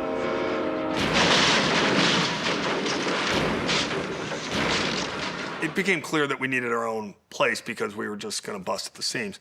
So Microsoft has this beautiful campus and all these beautiful buildings and everyone works together. We were not part of that. We went to this campus called Millennium, which was still in Redmond, but pretty far away from Microsoft. Part of that was we needed space, but part of it is like, we need a few miles away from main campus to get some breathing room to do something different. We were deliberately a renegade team. They were rebels inside of the Microsoft empire. We were kids in our early 20s who loved video games and could not believe that Microsoft had given us jobs to go create them, and we were all kind of growing up together. The thing about games is it's Hollywood for nerds.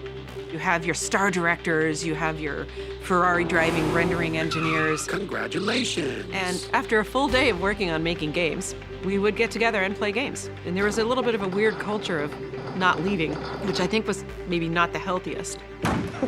Maybe like a college dorm room kind of vibe. Your social circle was Xbox, your family was kind of Xbox. But we all had a common purpose, a passion around games. Being able to do something very different and revolutionary was where you were getting our energy from.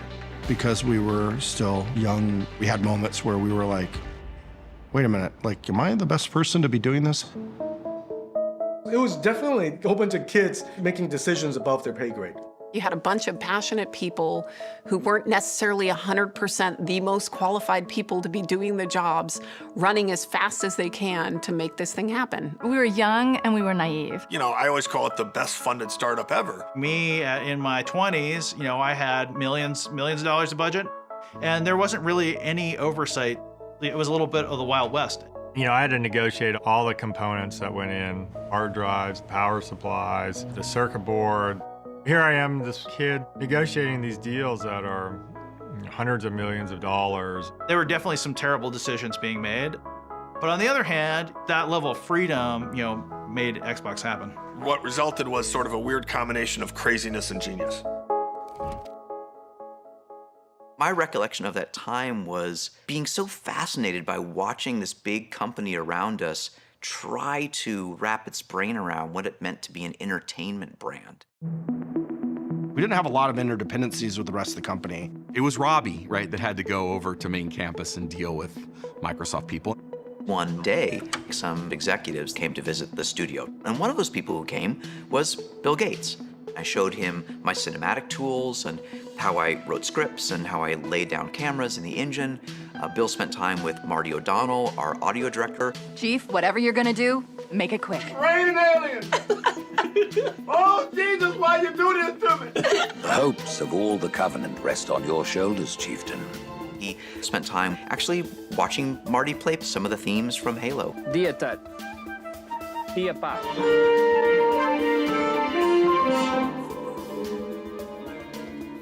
He went to go see our art department where one of our 3D artists was sculpting a character in clay, making a maquette. And at the end of the Bill visit, we got in a conference room, the leads of the studio, and there was a pause. And you can see the magnificent machine that is his brain calculating down the Microsoft org chart from him at the top all the way down to the crazy artists in this studio in a gravel pit, literally. And Bill leaned forward and he said, "So there are artists who work here?" It really was a cultural change for the company. Xbox was already forcing people within Microsoft to think differently. But what really mattered was changing public perception. Behind the scenes, software engineers were hard at work building Xbox's capabilities. Now, the hardware team had a chance to win over the doubters on a big stage at the Consumer Electronics Show in Las Vegas. CES was a trade show where companies from around the world would come to unveil the latest in technologies. A lot of buying decisions and retailers got made at that show for the holiday season, and so we had a lot of proving to do. The press was skeptical, gamers were skeptical. You don't know how to do this stuff. You've never done this before. Good luck. The gaming industry is not a believer. While Microsoft works on the insides of the new Xbox, it focuses an equal amount of attention on the outside. I was the creative director of Xbox. Horace Luke is the man. Horace Luke is the man. What Horace had to do was take the thing that we had produced in hardware and then figure out some wrapping around it. First time we ever showed him, like, hey, you're gonna need to put this board that we're about to manufacture for, you know, millions of consoles into something that looks good. He's like, what the f? My office was where everybody brought their ideas, from the technology team to the design team to the management team. At the time that we were building the original Xbox, there were no other consoles with a hard drive or an Ethernet port. So how do we put something around this that vents heat, that survives a drop test, and looks cool? You have to fit all of this, of course, into a box that's not going to be giant sitting in your living room. It was a constant battle between the different groups.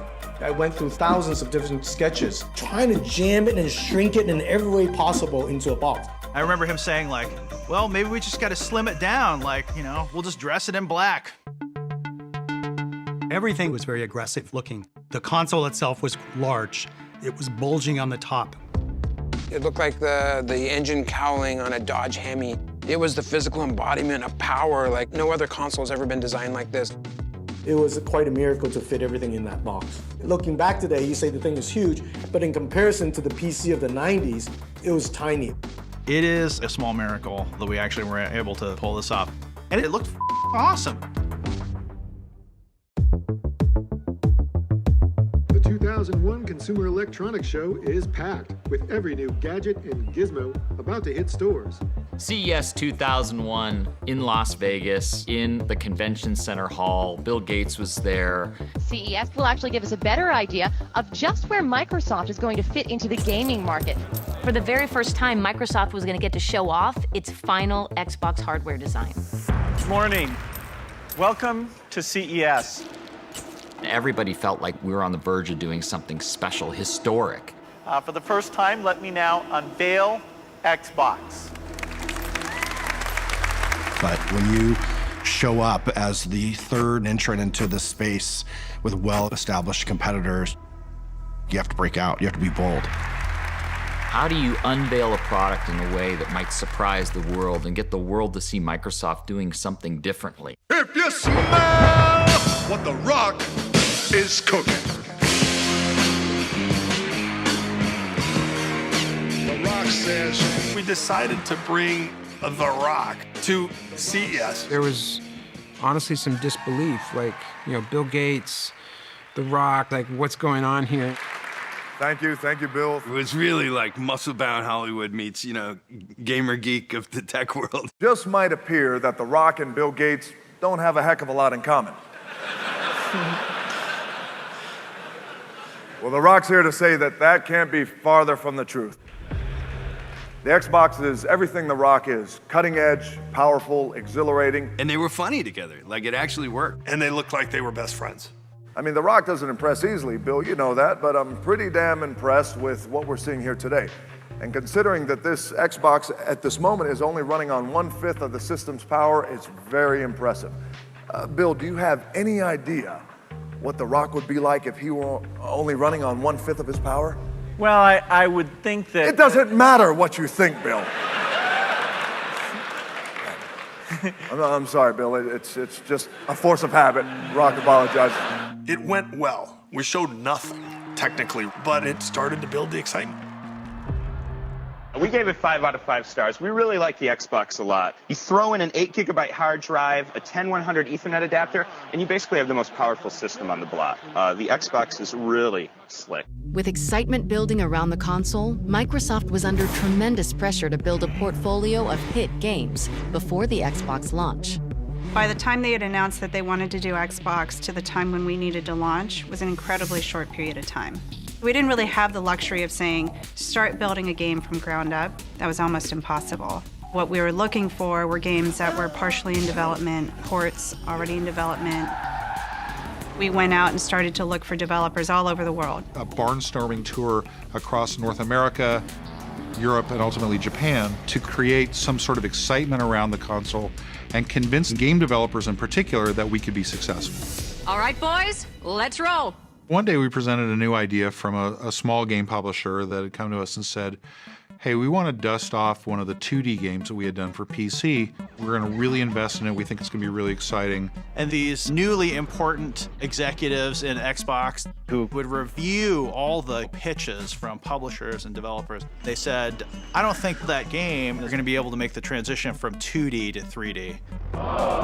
They felt that it was complicated. They didn't really understand the user interface. They thought that it was based on a game that hadn't been all that successful. To my surprise, it was rejected.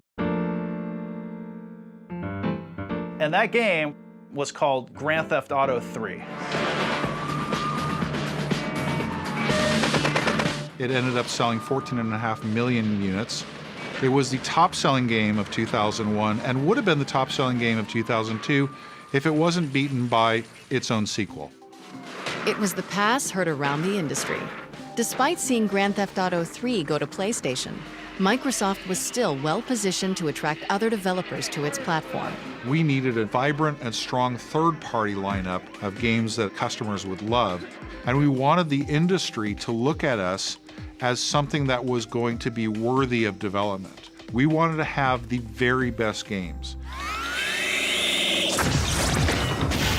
On March 13, 2001, Microsoft put their commitment to developers on public display at their GameStock event in Seattle.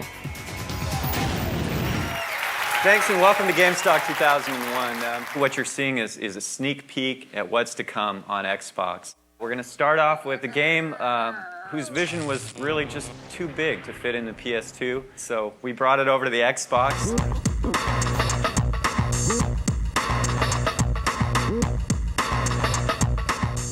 Our characters certainly aren't the muscle-bound superheroes, that we want to be. They're more like the poor, sad schmucks that most of us really are.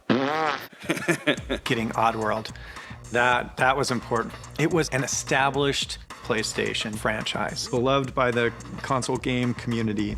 That's the last damn gabbit there is! We had a chance to work with an amazing creator in Lorne Lanning. He did all the voice acting for his own game. So Munch had these things we called fuzzles, and they were like, me, me, me, me, me, me, and Munch was like, you got to come over and do this for me. So and then Abe's like, come on, guys, let's go. And they were really vulnerable characters living in extremely dangerous worlds that you're trying to keep them alive, but when they get whacked, it's hilarious. Next, we're really happy to announce our new relationship with one of the premier racing developer teams in the world, Bizarre Creations. Project Gotham is a new product for Xbox. Now check out the reflections on this car. The whole environment is completely mapped to the entire surface of this vehicle. Project Gotham Racing was based on your style of driving as much as how fast you cross the finish line. For us, it was an opportunity to make this amazing, really accessible, fun, arcade racing game. It's a really important part of our launch, and that was just the beginning. Hardcore, freestyle, snowboarding. This is only one mountain of 7 international mountains we'll be bringing to you in AMP. That double-ended axe is pretty wicked looking, and we can tell this is a hand-to-hand fighting game. Playing a football game, you want to kick your buddy's butt so hard he's going to wear it for a helmet. And that's it for our show today. I hope you got to see everything that you wanted. Did you see everything? Oh, I feel like I am forgetting something. What was it? Oh, Halo. Hey, how could I forget Halo?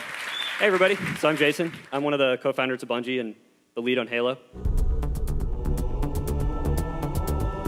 Bungie was a Mac-first developer. That's where they started, that's where they'd had their success with Marathon and Myth 2.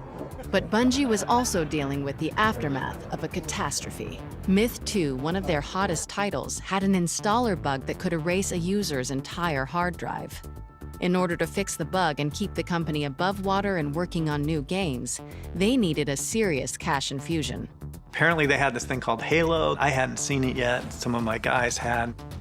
They had multiple games into development, but all I wanted was this new thing that they were working on. So we did a deal and bought out the company, and they started to work on Halo. That's really when true development began on what the game would be. When we were purchased, Halo was not a game. There was no real story, there was no real sense of what the gameplay tempo would be like.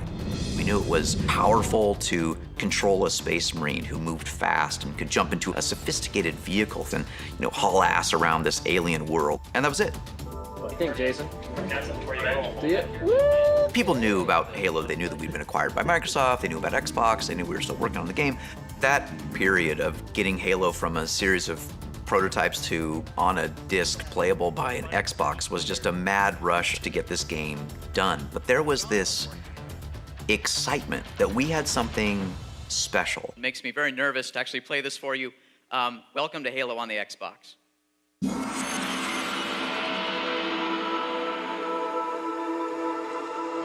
We started off that demo showing you flying to the land in a Covenant ship, running around the environment, getting in a vehicle, doing all those, building block Halo things. But we had our test environment, what we called a B30, the island map in the middle of the water with Halo in the background. It was just fun to play. Woo! GameStock was that real first coming out party for us, and it was just that moment where I think the whole organization began to wake up to, oh, there's something really special here. Thank you, that's it. Good night. Xbox had made a high-risk bet on Halo. At the time, first-person shooters were considered PC games. The only right way to play was with a keyboard and mouse.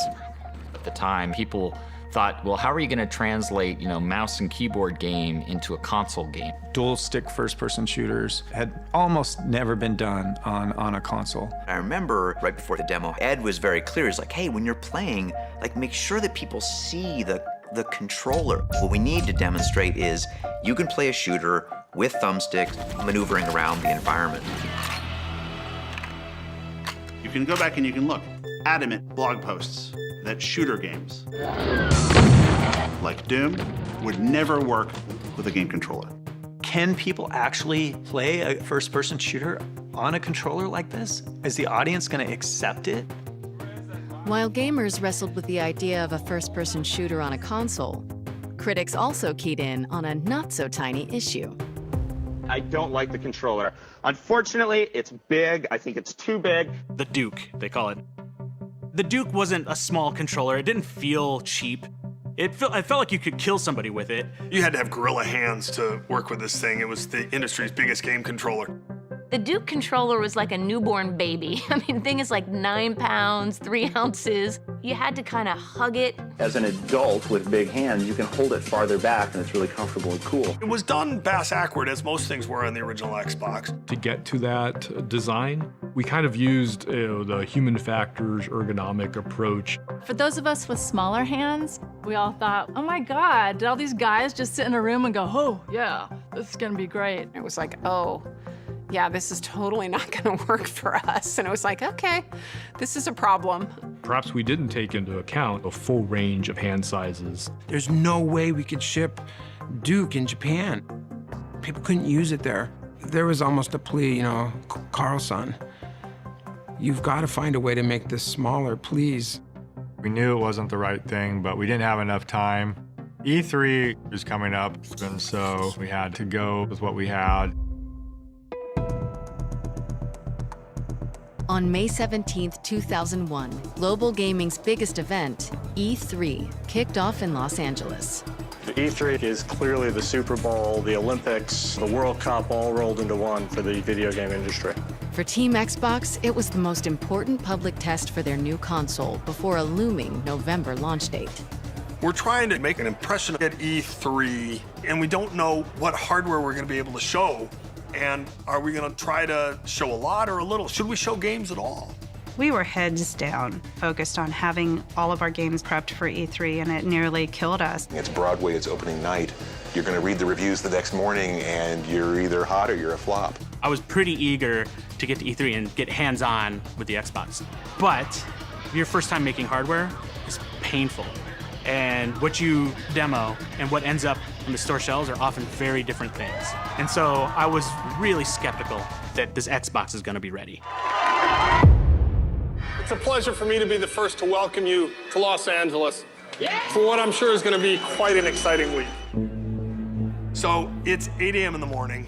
The hardware team is like literally using duct tape to get the box done. Sony had their event the night before and a party afterwards. This was going to be our coming out party, and we now have a hungover media group at 8 o'clock in the morning coming to see Xbox. That is not where you want to be. We've made Xbox a reality. And you can see here, if I slide this down, Xbox itself. Now live and ready to go. I walk out on stage and I do my first line. And in fact, if I press this little button here on the front, and then I hit the magic button that's supposed to start the Xbox. You'll see Xbox will actually start up. We can bring that video up. We can bring that video up. And nothing happens. Nothing happened. Well, if we could bring the video up, Xbox would be live and starting and running. I didn't know what to do, so I just went on. So it's with great confidence that on November the 8th, in the North American market, you'll be able to go into retail stores. In less than a year's time, you're gonna release this thing into the wild and people are gonna be able to play it and you're gonna love it. And it doesn't turn on. It was a devastating moment. As the hardware planner, my heart just sank. And you'll be able to get a box just like this with Xbox in it. It was a disaster. A legendary sort of press conference snafu. We had to convince the press very quickly that we had a box that worked, and we needed to get their hands on these games as quickly as we possibly could so we could wash away that moment that we had on stage. We're very excited about that. But the disasters kept rolling. The Xbox wasn't done yet. The graphics hardware that they were running on was running about half the speed of what we expected the final product to be at. Basically, I'm making excuses for it was slow. Microsoft had never had a meaningful presence at E3 before. The booth was packed. We decided to show Halo because we feel like we have to show what's going to be our key title. In terms of the games we were working on, Halo had the biggest role. And so it was the E3 demo on the floor. So many people were coming in with huge curiosity about what it was capable of, and I was completely disappointed. I'm like, the frame rate's terrible, the split screen stuff, it's kind of cool, but it just doesn't feel like it's powerful enough. On the show floor, the unfinished game seemed to fall short of its original promise of revolutionary gameplay. So now you have a bad launch event, and the key title that's going to carry the day looks bad, and people start to think we're crazy. Shortly thereafter, E3, Peter Moore, he's at Sega, and he says, hey, I want to give you our feedback from E3. That E3 was critical for Sega to stay alive. In February of 2001, Sega made the decision to discontinue the Dreamcast and focus exclusively on software. Part of that transition included a huge bet to focus on making games for Xbox. But a disastrous showing at E3 from Microsoft meant danger for Sega. As we were moving from being a first party to a classic third-party publisher, we absolutely needed somebody like a Microsoft to get us through this difficult period. And so Peter comes up to me. He looks at me and says, well, here's our feedback. Retailers aren't going to stock you, developers aren't going to develop for you, and consumers think the product's not very good and it's too expensive. I took it very personally. I'm the leader of the team, it's my responsibility, it's my obligation, and I felt like I failed. This is my resignation letter to my boss, Rick Paluzzo. I wrote this on Friday, May 25th, 2001 at 2:02 a.m. It starts off, my status in Xbox, importance high. This is not going to be an easy email to write, and frankly, I've postponed doing it several times. The short summary is that my direct involvement in Xbox needs to end, and sooner than either of us would like. I think this is both in my best interest and the best interest of Microsoft. But Bill Gates and Microsoft CEO Steve Ballmer did not accept Robbie's resignation. They just encouraged me to get it done and said, you've done a great job, keep at it, we're with you. I mean, there wasn't much more they could say, right? There's no advice they could give me. They were too far away to say, hey, go do this. The only person who could figure that out was me. I never told anybody on the team. Rick and Steve and Bill. They're the only people that ever knew. That gives you the sense how personally challenging it was for a person who hates losing. Electronic Arts, it's one of the biggest game makers in the world, and its CEO, Larry Probst, was quoted in the Financial Times as saying this, that Microsoft has a lot to do over the next few months. They are on a death march now. I don't think anybody had an easy ride to launch. All we're thinking about is getting the device done so that we can make launch date. If you didn't have console units on retail shelves for a holiday, you missed a year. That holiday was vital. There were a lot of late nights. We were trying to engineer and design something that we'd never done before. We're building the technology, we're building the hardware inside. The Xbox circuit board is about yay big. It had probably in the order of 800 parts. Parts of the Xbox were coming from all over the world. Like Hungary and Mexico. You know, there were people who went and lived in China in a hotel room for weeks on end. We would be flying back and forth with hard drives to get stuff back to test. Microsoft had never shipped a console before. It turns out there's a lot of regulation everywhere in the world. You had to be certified by the right agency and approved. Their approval took longer than we expected. Parts wound up getting delayed from suppliers. It was every day, come into the office, see a fire, try to put the fire out. We were tracking the hardware, tracking the components, tracking our launch dates at such an accelerated pace. It was chaotic. Chaos, total chaos. People themselves were doing Herculean things. We would sleep at the office. This was all happening in real time. It had just never been done before. Xbox was the toughest job I will ever have, or have ever had. I will never do it again. Every day was a challenge, both sort of technically and professionally, but also personally. You know, you were lucky if you had a personal relationship that survived launch. Mine did not. It's kind of like you're on this horse that's bucking and you're thinking, okay, is this ever gonna stop or will this be the end of me? 8 to 12 weeks before launch. We're coming in way hotter than anyone expected to. We doubted whether the hardware's gonna be done in time. We're not sure any of the games are gonna be done in time. The ship is still on fire, the plane hasn't landed, all the metaphors for crashes you can think of. But in the end, that team believed. There's no second try at the Xbox. So this was a Hail Mary culture. And if we were to succeed, it was going to be absolutely epic. It's a touchdown. November 15th, 2001, Xbox was released in Times Square. Mr. Bill Gates! We painted Times Square green. Everywhere you looked, you saw the Xbox green logo. Xbox was up on all these big billboards. One of those moments in your life you're never going to forget. Here we are, a huge line of gamers down the street waiting to buy this Xbox. 20 years old, first time going to the city alone. I get on a bus and I show up in Times Square. I go straight to the new Toys R Us and I'm looking for the line. I'm prepared to stay there all day. We worked with the city to open up the WWF restaurant across the street from Toys R Us Times Square. And that's where all the gamers came first. They have Xbox consoles set up everywhere. It pretty much just allowed all the gamers to hang out and play and test out all these games. Bill wanted to be on site. He wanted to help hand over the first console. Bill Gates is down at a gaming system, shook my hand and said, "You ready to play?" And we were playing Fusion Frenzy. And Bill Gates made a comment that he had actually taken 2 weeks off of work just to practice this game. He wanted to beat the gamers. Does anyone know what the shoot button is? A, I think. A? Let's check. He couldn't beat me. I absolutely took pleasure in beating Bill Gates, yes. Thank you for this.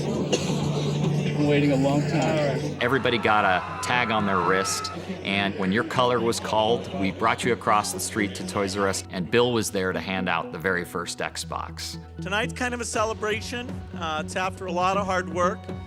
So they count down. Bill Gates has it rung in on the register.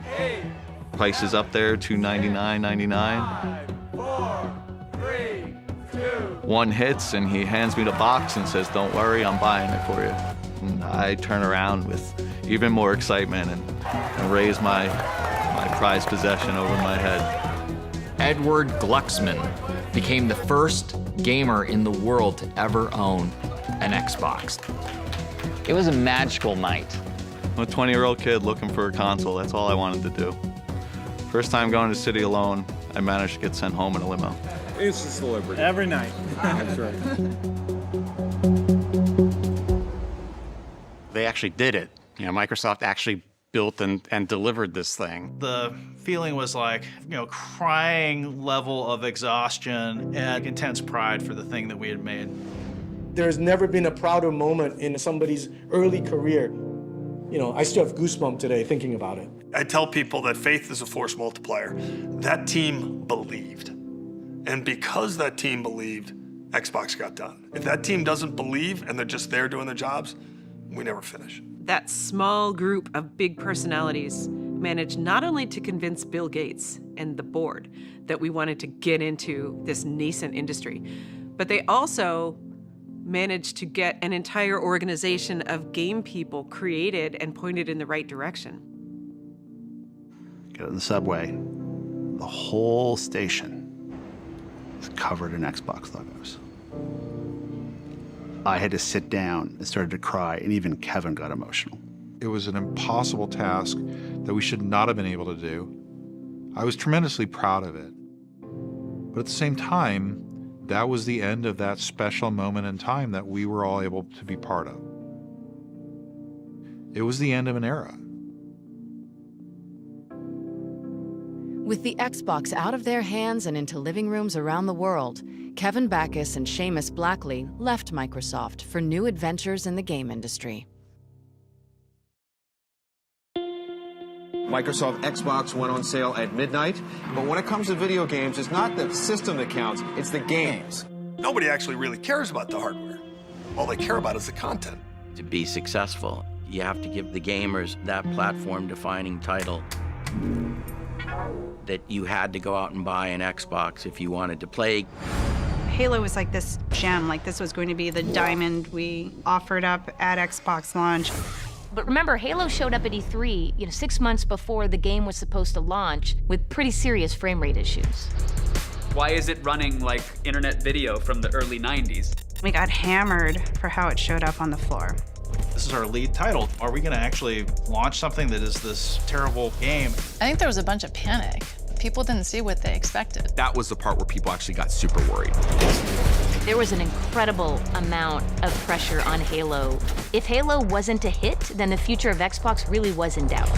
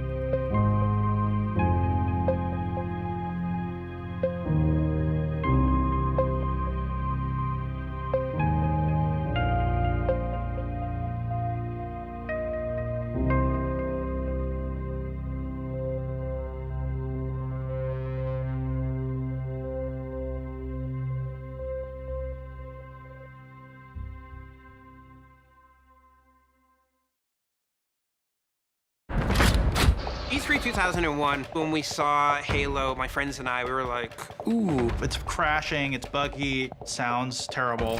It seemed like Microsoft bit off more than they could chew. And each build, it didn't seem to be improving at all. Like at some point, it wasn't about making Halo perfect. Honestly, we were just focused on how do we get this thing on disk in time for launch. There was an incredible pressure on Halo. This is our lead title, and this is what we've got? If this thing fails, it would all be for nothing. Xbox was finished. There's a new contender in the video game wars. Xbox is going to be the future. Truly the future of video games. Xbox. Taking over the living room. Limitless, connected digital entertainment. You guys never understood. The company is going to face fierce competition. Sniper! It's a ticking time bomb. Makes me very nervous to actually play this for you. Xbox getting a major overhaul. A bold vision for the future of gaming.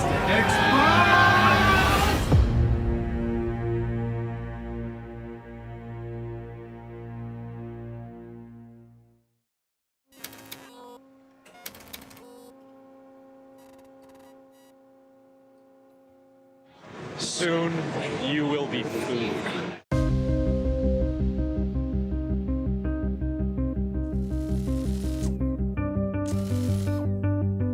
On Halo, we were doing the thing that people weren't quite sure would even work on a console, a first-person shooter, and the frame rate was terrible. Come on, make my day! All of a sudden, we were in a new area, console games, and what do we know about console games? I had only heard things about, it's not very good, really. Bungie may be a good studio, may be a fine studio, but the game wasn't really being received that well. We're gonna make it, aren't we, sir? With Halo and Xbox's fates intertwined, something drastic had to be done to get the game right.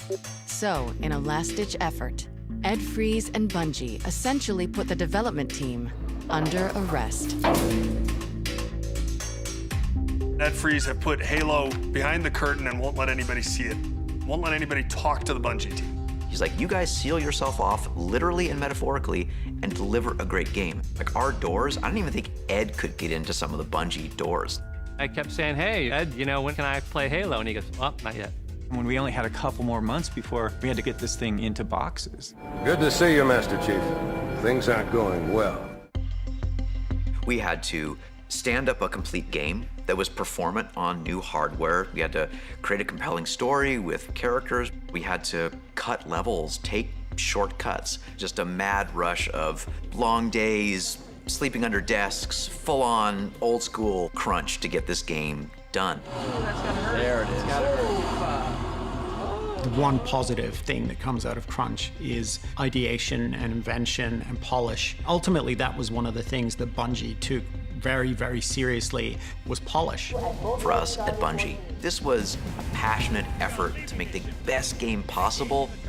But when you show up as Microsoft, you are open to a whole different level of criticism. Yeah, that's cool. All right! And Halo had the burden of showing up excellent in all ways.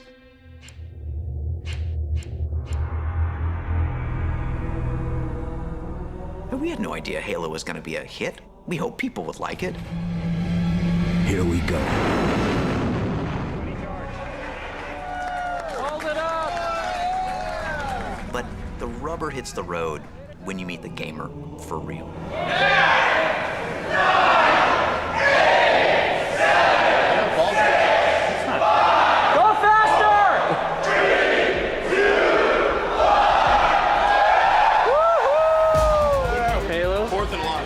Halo? Halo, yeah. Halo. I remember very vividly going to local launch events. Hold it up! Starting to look at chatter online with fan sites, and then game reviews, and then comments, and realizing, oh my God, people like it. How the hell are we gonna beat this game? Halo, which had problems entering the fray, came out on day one, and it was amazing. It was really amazing. I just felt that sense of possibility. Damn it, Jenkins! Fire your weapon! That you could go anywhere and do anything on this beautiful, lush planet filled with things that were trying to kill you. They just did it so well. The controls felt natural. You could tell that it was going to be a breakthrough for first-person shooters. I didn't care that I wasn't using a mouse. I was using a controller. I was in the Halo universe, and it was fantastic. It was a bit of an epiphany of, oh, like you can do that? Like you can play this kind of game on a console? Awesome. Halo was a phenomenon. That dual player mode was wow. Landing on the beach with a warthog trying to protect Marines with Master Chief. It just blew me away, man. Banshee on flames comes down and lands on the ice and is skidding towards me across the ice, and it's gonna run me over and kill me, and it skids to a stop right in front of me. And I live. It was like I was there. It was like I had that experience.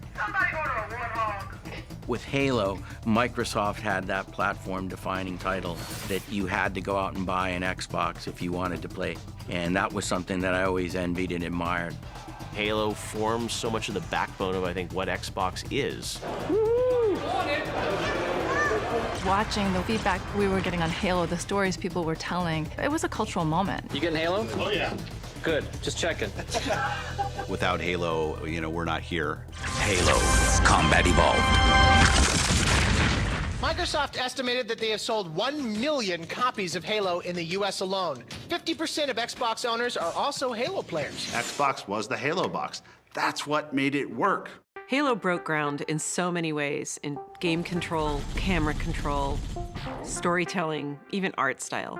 It inspired a lot of people to tell a different kind of story. It changed the game for Xbox, but I also think it changed the way we look at first-person shooters. First-person shooters had only really largely existed at scale on PC, and mapping those controls to the controller, they just did it right. It just felt right. No one had done it that well before. No one had nailed it. They just nailed the controls. So before Halo came out, the conventional wisdom was if you wanted to play a shooter, you had to do it on a PC because that's where you would have the precision with the mouse and keyboard to aim, make the small movements to land that headshot on your enemies. What Bungie did with the help of Microsoft's playtesting and user research labs was figure out how to get something that would approximate that feeling on a console where all you have is the 2 sticks to move and aim. They weren't the first to do a shooter on the console, but they did it best by far. And the influence of what Microsoft and Bungie were able to achieve is still being felt in games today. Even today, it's the largest genre in console gaming. And really because of Halo, Xbox became the console for first-person shooter fans. The multiplayer was transcendent. It was just something that you didn't experience on any other platform. Microsoft made a huge bet on broadband. Every single Xbox had an Ethernet port in the back, and it paid off in spades. You could use it for LAN parties and to system link on a LAN. Oh my! PC gamers understood the joy of the LAN, the local area network. You make a network of computers in a local area, which means you have to be face-to-face and nose-to-armpit with gamers. Got the flag, I'm out the front! And it's a fun experience. You can all be in a shared virtual world and run around and do things that you couldn't through a modem just because you're all there connected and it's higher speed. Microsoft ushered that in for consoles. Manually plugging machines together to play games was not a new concept, but it had always required a lot of technical know-how.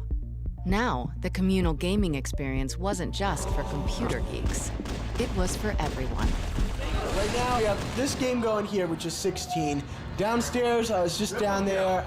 They probably by now have at least a 16 game going on. They keep on bringing in more stuff, and it seems to be expanding. It was a communal party, multiplayer atmosphere that you could have with a massive group of people and have multiple consoles all connected. We'd get together at like 8 a.m.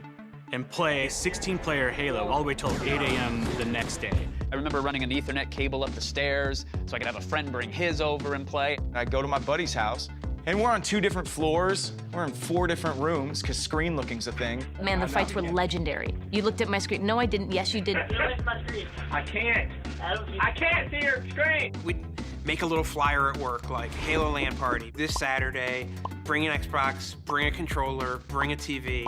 That changed everything about my social life for probably 10 years. And these, by the way, weren't small TVs. These were the big cathode ray TVs that you had to find a way to be able to use. I had a heavy-ass TV. Flat screens weren't around back then. You got it? Yep. So I bought a PT Cruiser just so I could get my TV around and my Xbox. That was a fashion statement to have an Xbox in the car back in the days with that big screen. Give me a second, give me a second. Your foot, your foot. I know that's a foot. Ouch.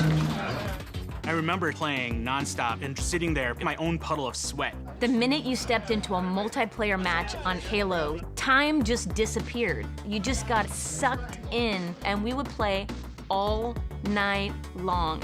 It provided me an experience I had never had on a console before, period. Halo was a runaway hit that had spawned its own social scene, putting Microsoft in the big leagues with Sony and Nintendo for the first time. But the team wasn't done.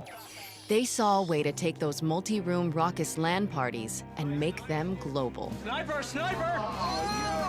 The initial concept for Xbox Live was one of those magical ideas. So it gets to go in a special folder that I call epic pitches, because they're pitches that, even though they were in their infancy, they planted a seed of ideas that turned into something that had an impact on the entire industry. Maybe an impact on global culture. We built an Ethernet port in every unit, and the idea is now we can actually have a networked community of gamers from living room to living room around the world, no matter what language you speak, no matter where you are in the world, and we can all be part of one bigger community. And that vision was like, awesome. There definitely was some skepticism about the idea of playing multiplayer games over the internet. When we were scrambling to get Xbox done, and Xbox Live is like a vague fog in everybody's head. Nobody knew how that was going to work and whether it was going to be a good ecosystem and whether the quality would ever be there. And it became a huge point of tension in terms of how it was designed and how it was going to work. But we're going to do it. Microsoft is putting literally billions of dollars on the line to back us, but the program was fraught with risk. It required technology that really hadn't been built anywhere in the industry before. And those kind of tech investments are always, always risky. With so much riding on the success of Xbox Live, the team couldn't afford to develop it in a corporate vacuum. If they wanted to deliver a gaming experience unlike any other, they needed gamers to tell them exactly what they wanted. We went out and talked to a whole bunch of gamers around the United States. One of the things that came back was that voice communications was going to be imperative. You know, it is a good day to die, cheesemaker. Nobody wanted to sit there and text with a typewriter, just taking out their buddies. First thing was you had to get this starter kit. It had a headset in it. It's like, You were talking about console gaming. What are you supposed to do with a headset? The Xbox Communicator. It lets you talk to other gamers while you're playing. This broke down the barriers of how you could speak. You simply banged on your headset and you could talk to anybody in the world that was on the platform. Your defense is offensive. Your defense is offensive. Building that global couch where people can talk and kind of virtually elbow each other with 4 gamers on 4 continents and have it all perfectly fluid through headsets, just as if they were sitting in the same room together. This was before Skype. So the notion of low latency, great quality voice, we had to go build out that tech. I like this one. You did your own digital personal ID remembers your moves. That's a good idea. Yeah. We're creating this giant gaming universe for gamers to play in over generations. We knew it was important to have this one identity that linked to you where you could build your legacy in gaming. Your gamer tag. It's your identity on Xbox Live. The legend you build for yourself in this brand new gaming universe. Remember, you're building all your stats and friends in that name. Rather than have a gamer tag for Madden, a separate gamer tag for Halo, it's like you just want to be known as one thing. My gamer tag is the real B.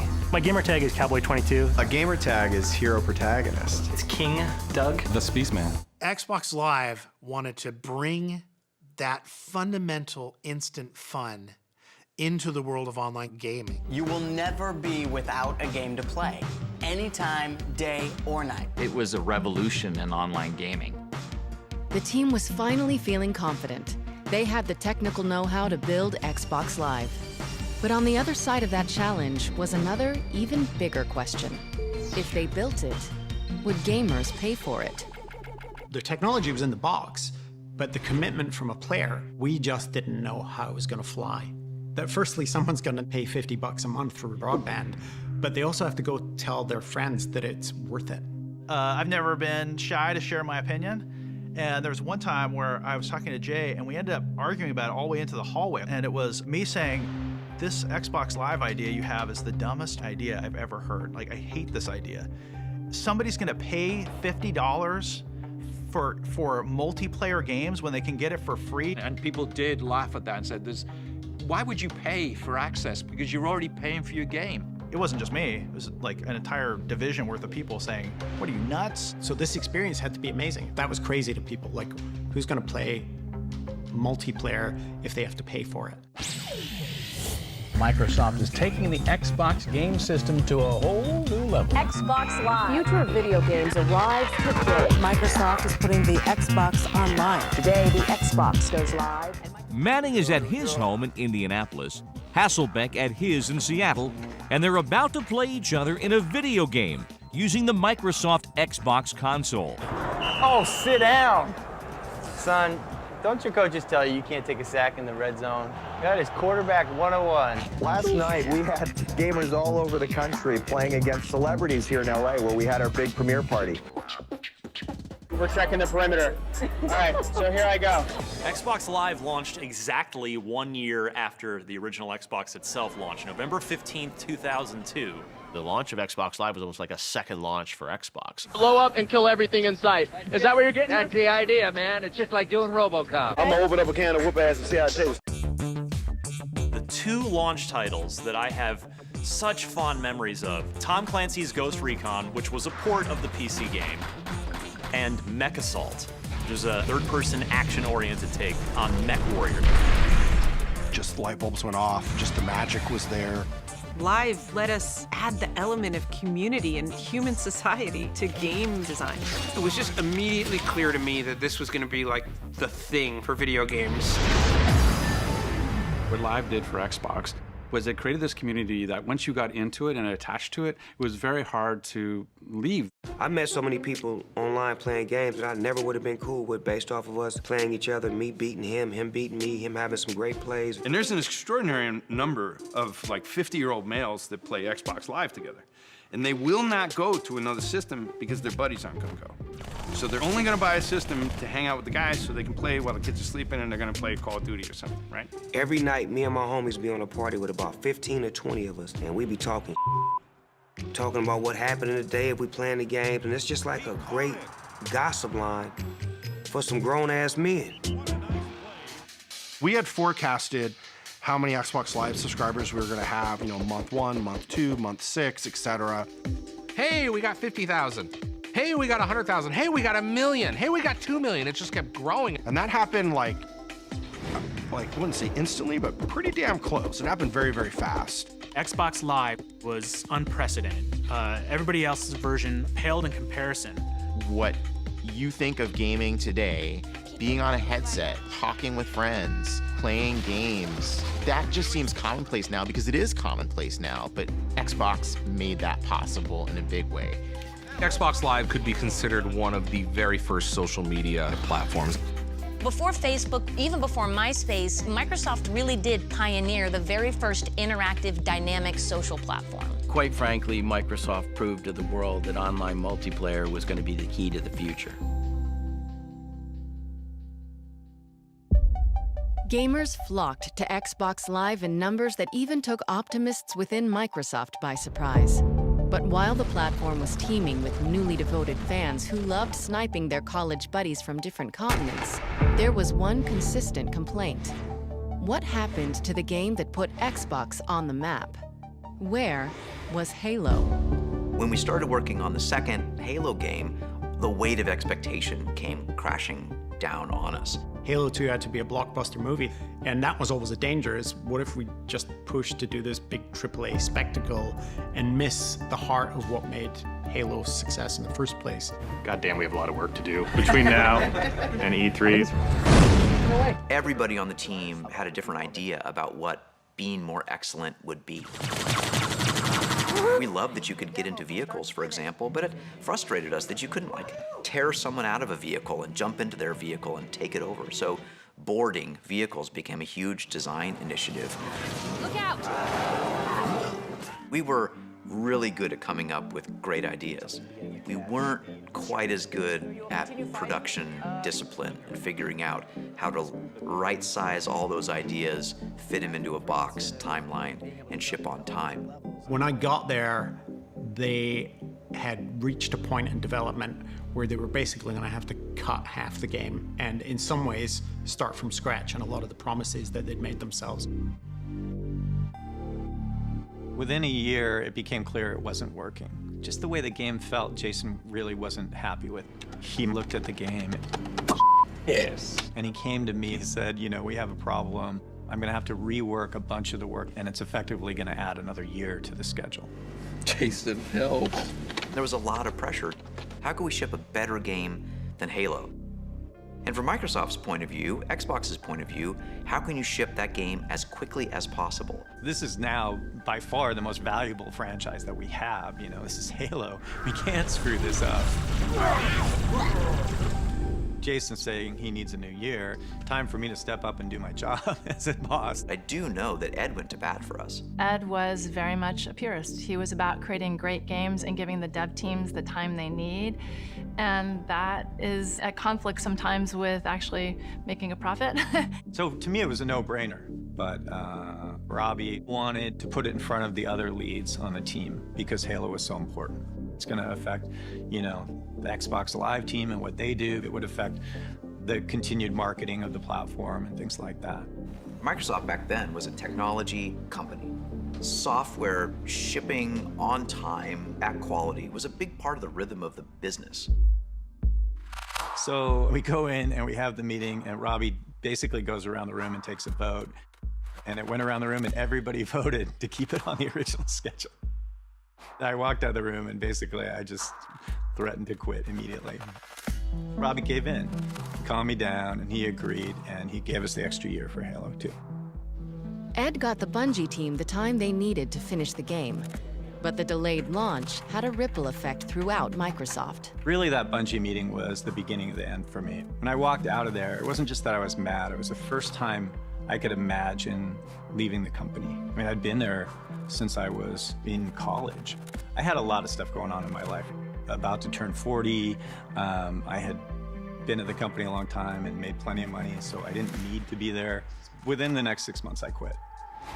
In January 2004, Ed Fries resigned from Microsoft, while Bungie set out to finish what they'd started, creating a sequel to one of the most popular titles in console history. The extra year Fries bought them turned out to make all the difference. Not only did it elevate the game, it built fan excitement to a whole new level. The lead up to Halo 2, I had never experienced anything like that in my life. It was genuinely a pop culture event, and I don't say that lightly. 7,000 stores are opening on midnight. They've been waiting a long time for this. They were chanting, Halo 2! Halo 2! Halo 2! Just felt like something new was going to happen in entertainment. Because Halo 2 is the best! Halo 2 is everything! Xbox's Halo 2 is expected to generate more revenue in 24 hours than day one sales of any full-feature movie in entertainment history. Halo 2 is probably, you know, one of the biggest phenomenons to ever hit my life and a lot of people's lives. It was the biggest day in entertainment history. Halo 2 sold 2.4 million units in 24 hours. Here was a video game for the first time, really crushing movies. It was a coming-of-age story for the video game industry. This game is simply the best game on the planet. I played Halo 2 with my friends literally every night for at least a year. That's how transformative Halo 2 was for me, and what it did for Xbox Live. There had been nothing like that ever. With the innovative success of Xbox Live and a full-blown cultural phenomenon in Halo 2, it seemed like Microsoft's bets were paying off. Xbox was even surpassing Nintendo in US sales. On a winning streak, the team put their eyes on an industry-changing follow-up to the Xbox. When I arrived at Microsoft, it was my job to think about the way that the gamer was going to be using this 2, 3, 4 years after launch, and how do you continue to deliver content. We started then to plan this multi-billion-dollar investment that became the Xbox 360. Xbox 360 is the new entertainment system that's designed around high def, wireless, and always connected. And it doesn't stop there. It's totally personalizable, so you can change the way it works and the way it plays and find your friends no matter what you're doing.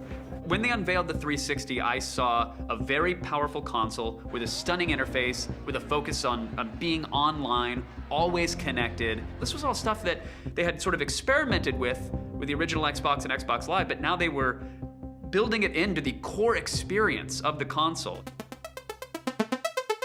Xbox 360 was 5 to 10 times more powerful than the original Xbox. To achieve that, we had to push technology and solutions that didn't exist in the previous generation. We had to go explore things that had never been done. As opposed to leveraging a lot of off-the-shelf components and existing technologies, we're actually building a brand new processor and chipset for this particular console. So we're taking a lot more of that engineering effort on internally. At the heart of the Xbox 360 are 3 IBM CPUs.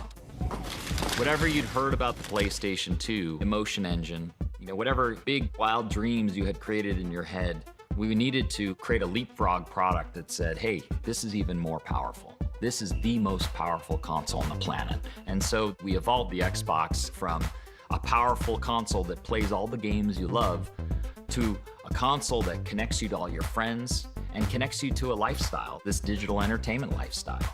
We involved movies, we got content generated that you could access, music. The magic in Xbox 360 is it does so much more than the original Xbox did. Xbox 360 Guide, it is your launch pad to all of your digital entertainment. Here you can store your pictures, videos, and music. We've also added a new concept called achievements, sort of a record of everything you've accomplished across your entire library of games. With Xbox 360, we've created technology that will enable people from every age and every corner of the planet to gather together in new ways.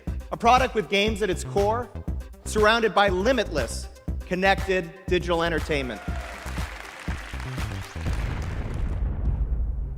Everything we were trying to do had just never been done before. We're really focusing hardcore on building an online experience for Xbox around games. Gaming was always first, but this was no longer just the ability for you to play a game online. This was breakthrough thinking. We built Xbox 360 with a mission.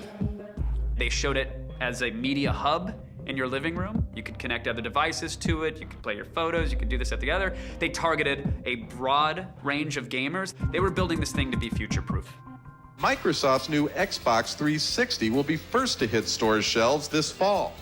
It's huge. It's a big, big statement for us. The next generation of consoles starts now. We wanted to try something new with the Xbox 360 launches. Xbox moves, man! Favorite game. Woo! Where are you guys from? Did you drive far? Well, yeah. from Indianapolis, Indiana. And Kansas City. Los Angeles. Los Angeles, Hollywood. I came in from Minneapolis. Land of Florida. Yeah. That's the only way to get it on the 360. You hear me? Hey, this is Xbox Live's Major Nelson. We're here at 0 Hour in the Mojave Desert. Hey guys, you ready to go? Tonight marks the biggest gaming event of the year, and it starts right now. 0 Hour was this in-person fan experience in the desert in California. I was at G4 at the time, and I remember we got wind that they were just going to throw an epic party for Xbox fans. This is Xbox 360! I'm hexed!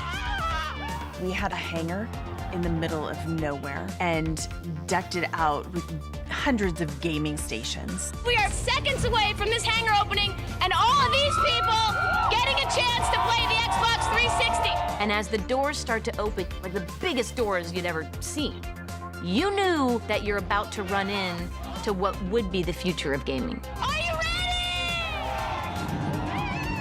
And we basically said, hey, come here and you're gonna be the first to play games, and we're gonna sell you consoles here as well. Thousands of gamers came, people that had met on Xbox Live that had never actually seen each other in person before. People were so happy. It was a magical launch event. 0 Hour event was a huge success, a massive celebration. We had so much pride in this product. Was this a transcendent moment for you? Oh, yes. The excitement generated in the desert spilled into the rest of the country as the console became available to the public on November 22nd, 2005. I waited in line in like freezing rain for like 3 hours outside this Best Buy to try and get a slip so I could get an Xbox 360. I was so stoked when I got it. I took a selfie. They had a great launch lineup. They had the gamer in mind first. It had the features that I would want in a console. They had the games for casual gamers, for hardcore gamers. The Xbox 360 marketplace was where you could buy digital games. Sure, you had Steam and people could do it on PC, but this was a managed, curated portfolio, much like is an app store today. And we were one of the first ones to have it. I start downloading games and I download Joust, Robotron, and Defender, and like, all of a sudden everybody's having fun because these games are amazing. And I'm like, okay, we were sitting here at Grandma's house and we were bored, and I just got on the internet and downloaded games, and now we're playing video games and having fun. This is the future. This is the greatest thing in history, and this is what this console transition is about. I can view my profile so I can see, what games I've got, and it's got the whole achievements thing here as well. It was the first console with achievements. We take that for granted now, but all the little bonus points and your gamer score and your rating. You achieved something in the game, and that something is whatever the developer decided. Hey, did you scale this mountain? Did you open this door? Did you find this thing? Somebody can play through the game, but if you wanted to really complete it, you had to get every achievement. Let's kick some ass. I've got 148,000 gamer score. People are like, what is that? Why do you care? Because it's something that reminds me of all the time that I've had, all the games that I've played, I feel like I've accomplished something. They had an incredible console that was built for always online, always ready, with a stunning interface that ran on top of everything, and they came out guns blazing. We had low price, with high def, with great games, and a product that was great. And so we felt we had a chance that generation. Yeah, we were riding high, we were celebrating, morale was extremely high. They had arrived. They had to gain the trust of developers, they had to make a statement with the gamers, they had to show that they belonged at this party, and the 360 was a beautiful iteration of all the lessons that they had learned with the original Xbox.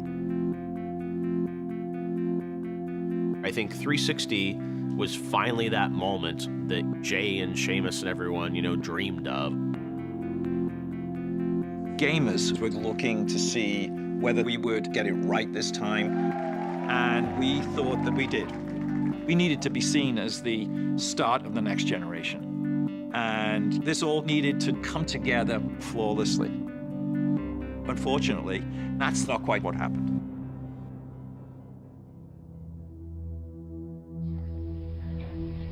This is called an E74 error.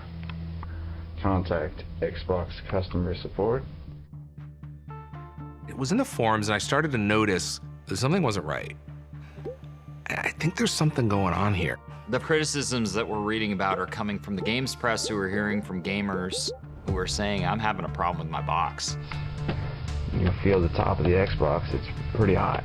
We can hear retailers starting to say, there's an issue here. With the 360, Microsoft had built something amazing and special, but this problem was something that could kill the Xbox and all the work that they had done to get to this point.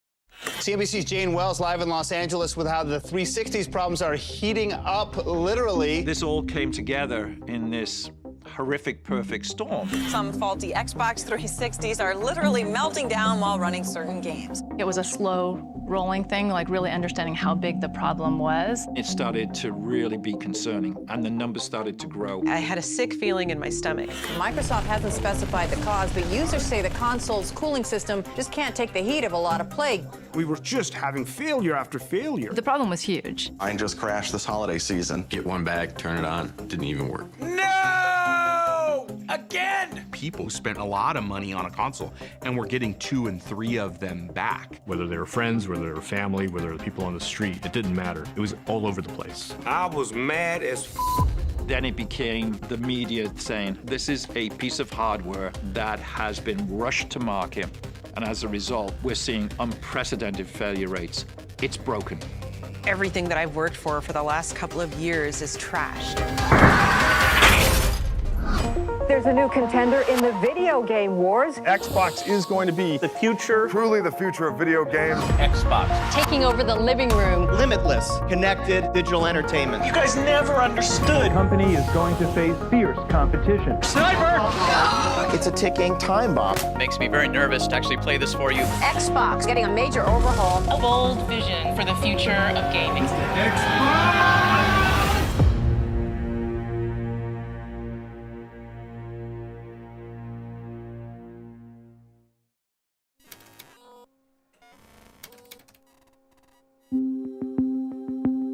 Without a doubt, the most Herculean feat of the original Xbox was that it survived.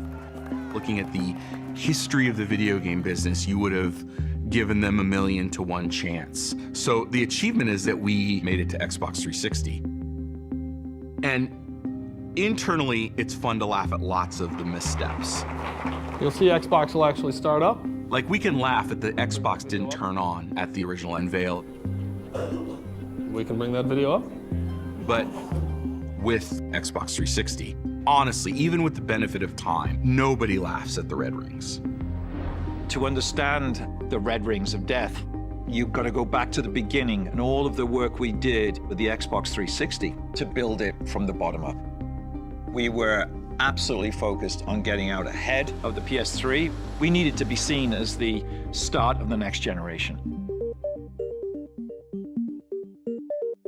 The 360 was 5 to 10 times more powerful than the original Xbox. And so to achieve that level of performance, we had to push technology and solutions that didn't exist in the previous generation. This was an incredibly hard, complicated program. The circuit board itself is a completely custom design. And we were building these chips, which was a new process at the time. We did our own internal design instead of buying off-the-shelf silicon. We're bringing up new hardware with software that isn't quite done yet on new test systems that we're developing in real time. And that had a domino effect on the whole product. The design was coming together kind of late. We were launching in November of 2005, and we did not see our first silicon from the CPU until February of 2005. It's just ridiculous. That's 9 months before launch. That is an absurdly short time frame. The normal time frame would probably be like 2 years. And so we're faced with finishing the design and wrapping our production lines at the same time. We wanted to launch it worldwide so everybody had it at the same time. But that's a big challenge because you also need to have enough units to restock in retail so that the countries you do launch in aren't out of inventory. We need to get our yields up, and so we're cranking up production. At the highest manufacturing output, I remember hearing numbers like a console would come off the line every 4 seconds. But as we're ramping production, we start to see reports of these issues that were coming up. Lots of inconsistencies. Consoles would fail at test stations. If you build 100 of these things, only 50 or 60 of them would work, which is really, really bad. Like a real robust yield rate would have been 90, 95. This was the fog of war that we had to see through, and that was, is there something wrong with the design of the product, or are we testing it incorrectly? Because we were trying to ship in high volume, there wasn't much time to think about it because there was so much to be done. One way of dealing with the failed consoles was to put them into these nice boxes and stack them so that you would get back to them at some future point in time. In a way, we were kicking the can down the road a little bit. We are developing what we call a bone pile. At the height, we created a bone pile that was over 600,000 units deep. And so it's just like the Lucille Ball episode where the chocolates are coming off the conveyor belt, and they're coming off so fast that they can't do anything with them. That's exactly what was going on. The thing about building consoles is Christmas doesn't change. So your schedule is paramount, and there's just so much pressure to get it done by November.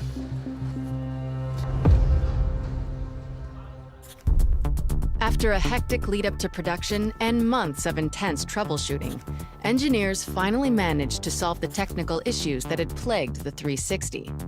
As consoles started to pass QC, the team was finally able to chip away at the bone pile in an effort to meet the demand, which, at the time of launch, was ravenous.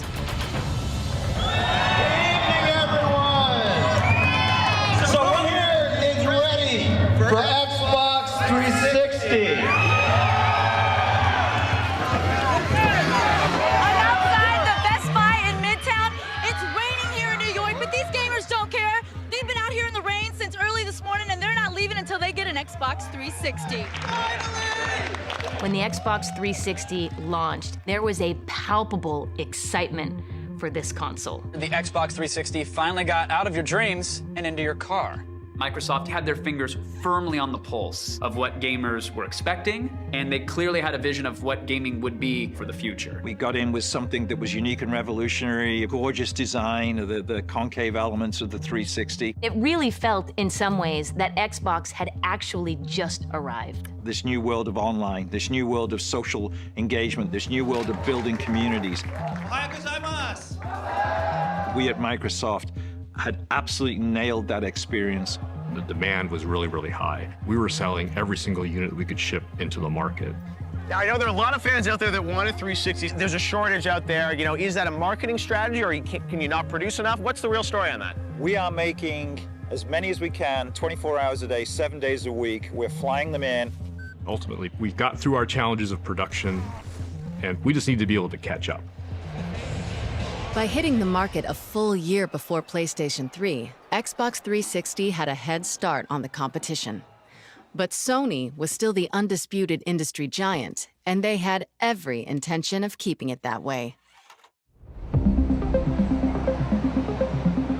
It was the year after we shipped, when PS3 was coming out. We were paranoid. Sony had such credibility that they had cultivated from the PlayStation 1 to the PlayStation 2. So they were riding on this tidal wave of success and goodwill from gamers. Coming off the PlayStation 2, Sony had done everything right, the most successful platform in game industry history, and really just needed to stay to the playbook.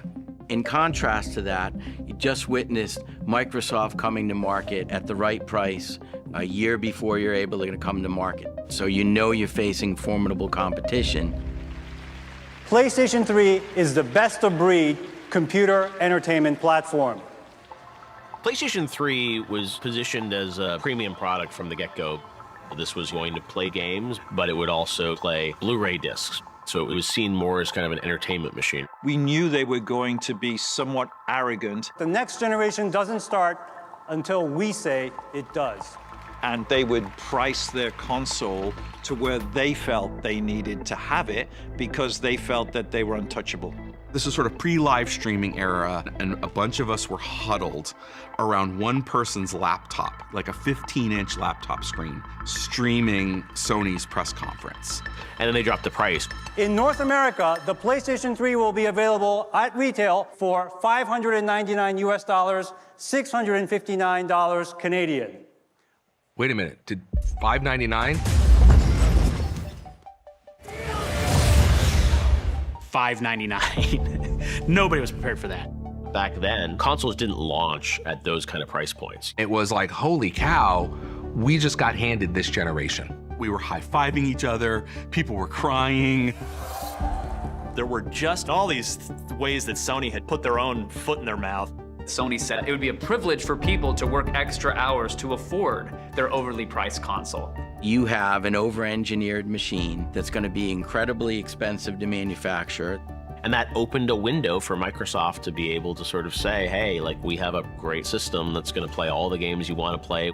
We've got better online for cheaper. Thank you very much, and have a great show. Becoming CEO right after the launch of PlayStation 3 was like being made captain of the Titanic right after it hit the iceberg.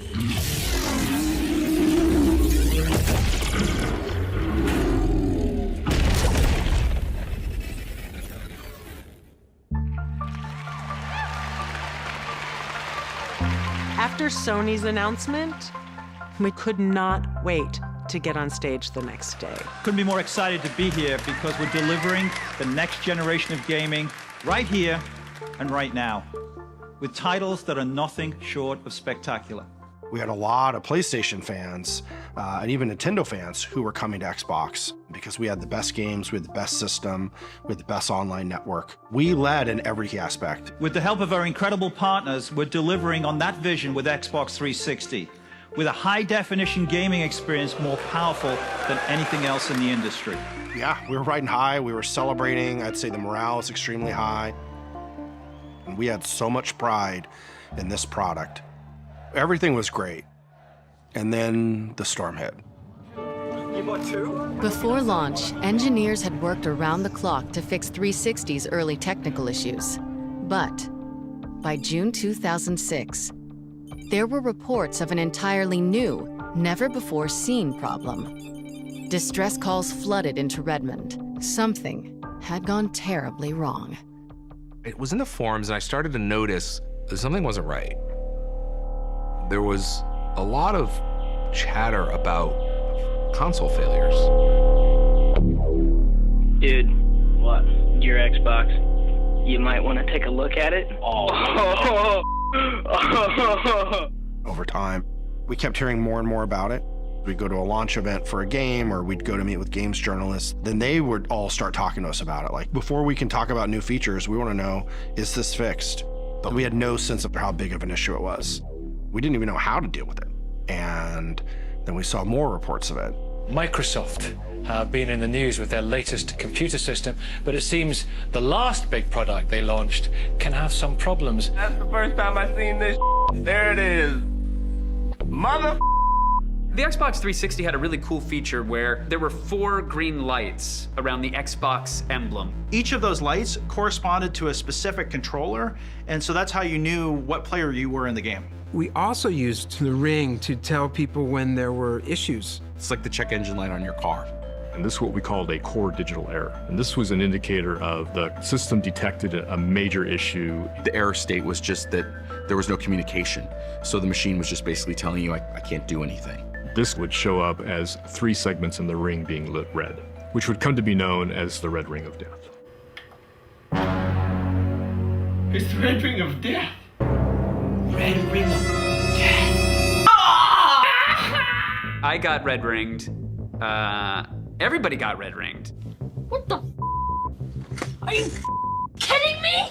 When that motherfucking red thing come up and then the whole game freeze and motherfucker be like, man, what the is going on? We can't play. What's going on? Yo doing that too? It was, oh my God. It was terrible. No! Red ring of death! Again! We have no Xbox. I'm calling support. You wait on hold for a while. They let you know they really appreciate your call. You wait on hold a little bit longer, and then they go, okay, we're gonna get you a replacement unit. It doesn't show up for a week. All the enthusiasm's gone, and then here's the new console, and it was just like, wow. This is the 4th Xbox. Microsoft. Effectively, the failure rate was near 100%. It just became an epidemic. It was a red ring of death. Consoles hotter than a dragon's breath. It was a red ring of death. No freaking way! And I'm so pissed off. Grab the phone, dial tone, call it Microsoft. Now they'll see the dark side of me. I'm on hold. It was a red ring of death. The glitches that went down with Xbox 360, I was mad as I'm like, get this fixed or I'm leaving. I'm joining the enemy. And as simple as that.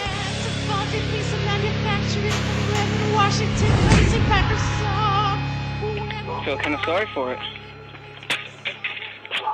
Not really. They deserved it. It's a big deal because it's just sort of the passion that gamers have for their hobby. Like, you don't want to be away from your console any longer than you need to be.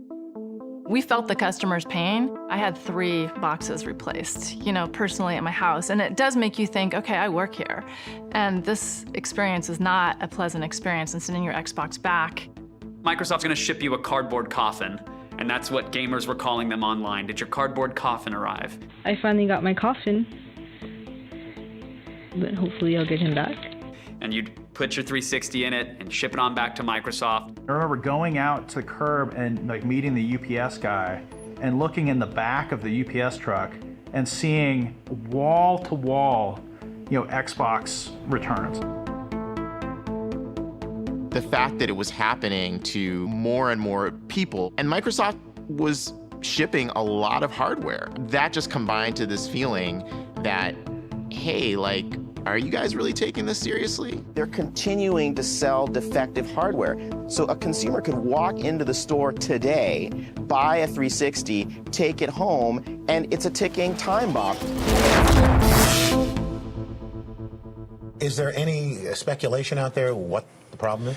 There's a lot of speculation, but because, among other things, there are 500 million transistors and 1,700 parts in each of these boxes, so the speculation could go anywhere.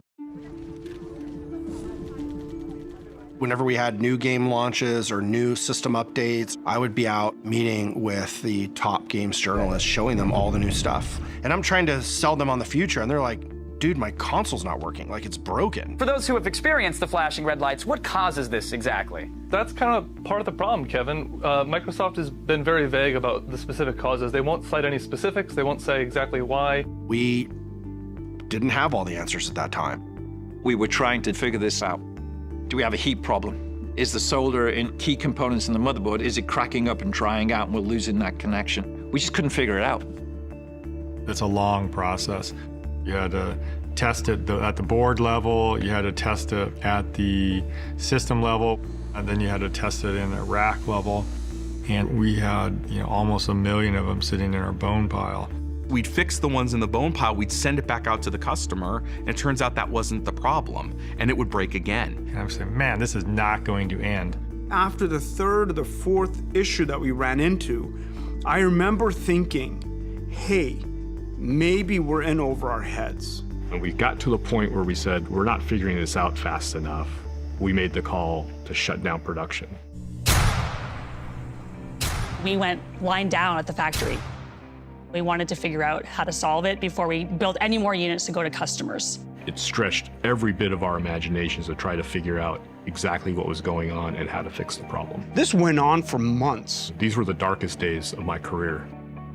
Are people going to now go out and buy PlayStation or Nintendo? Are they going to leave us as a brand? Every day you weren't gaming was a bad day for you. You trusted us and you'd invested this money in us and we let you down. Not gonna work. This was an incredibly trying time. People use phrases like you figure out what people are made of. Having gone through it, I can actually say that happens. It's a thing, it isn't just a phrase. Todd had to manage the very complex process of what we call root causing until we knew what was going on. 2006, 2007, I dedicated a lot of my life to this Xbox in order to fix this problem. Breakthrough came when we understood that the connections that were being broken were not located on the motherboard, but they were actually located inside the components. The problem was a connection was breaking. The reason it was breaking was thermal, but it wasn't because of the peak temperature. It was because when the unit would get hot and then cold, hot and then cold, every time it did that, it would stress the connection. All these people love playing video games, and so they would turn this thing on and off, and when it would turn on and off, you get all sorts of stresses. And just like when you bend something too many times till it finally breaks, that's what was happening. Once we figured it out, How in the heck are we going to fix this?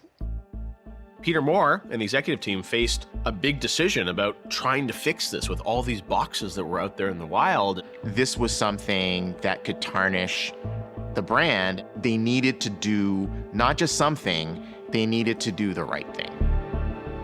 If we're going to save this brand, we need first-class consumer service reaction to this. The credibility of the whole platform really, I think, hung in the balance. There's only one way to do this, and that is you have to fix every console for every customer at no cost, no questions asked.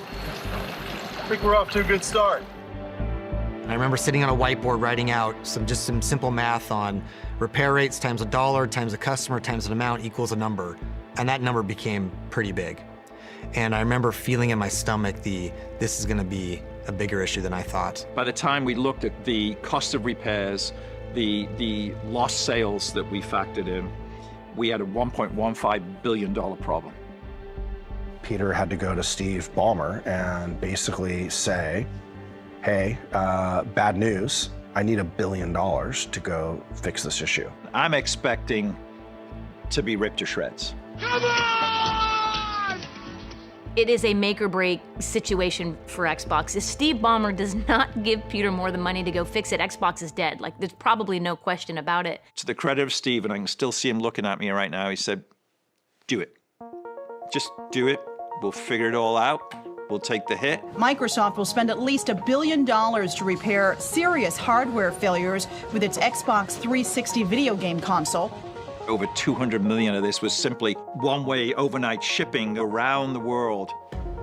Kudos to Microsoft for stepping up and putting their money where the red ring of death was. It was one of the times when I've been proudest to be part of Microsoft because we made a mistake, we owned it, and we did the right thing for consumers. Without that money spent, without them taking the problem head on, there's probably no Xbox right now. We bet on our fans and our brand and took the hit. Take that hit once, do it right, don't ever regret it.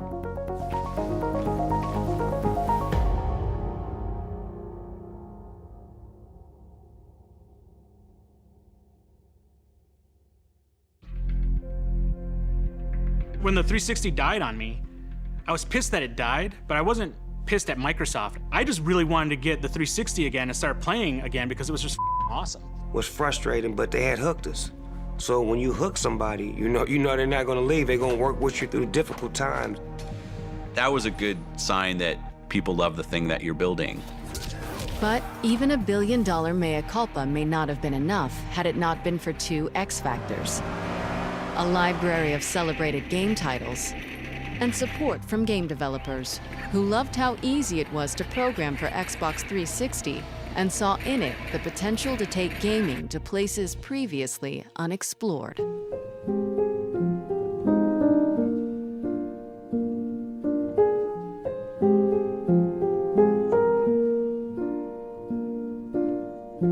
All around me are familiar faces. Gears of War, at the time, was the best-looking game ever made. And it became this poster child for HD graphics and HD fidelity. Like, this is a game that people are going to immediately gravitate to and go, oh my God, I can't believe the 360 looks that good, especially when they compare it to PS3.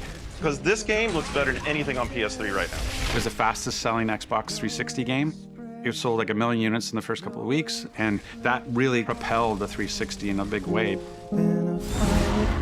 Gears of War may just be the great hope to turn the 360 into a must-buy console. It was a very different type of game for Microsoft. An M-rated game with over-the-top violence. Everyone loved the signature weapon, the chain gun, the Lancer. Gears of War was about appealing to a hardcore gamer. The people that play Gears, they have so much passion, and people get tattoos, and it's just the deep connection they have with the franchise and the game. It's unlike any other franchise that we have. That was satisfying. And all of a sudden you see this tide turn of every publisher is then developing for the Xbox 360.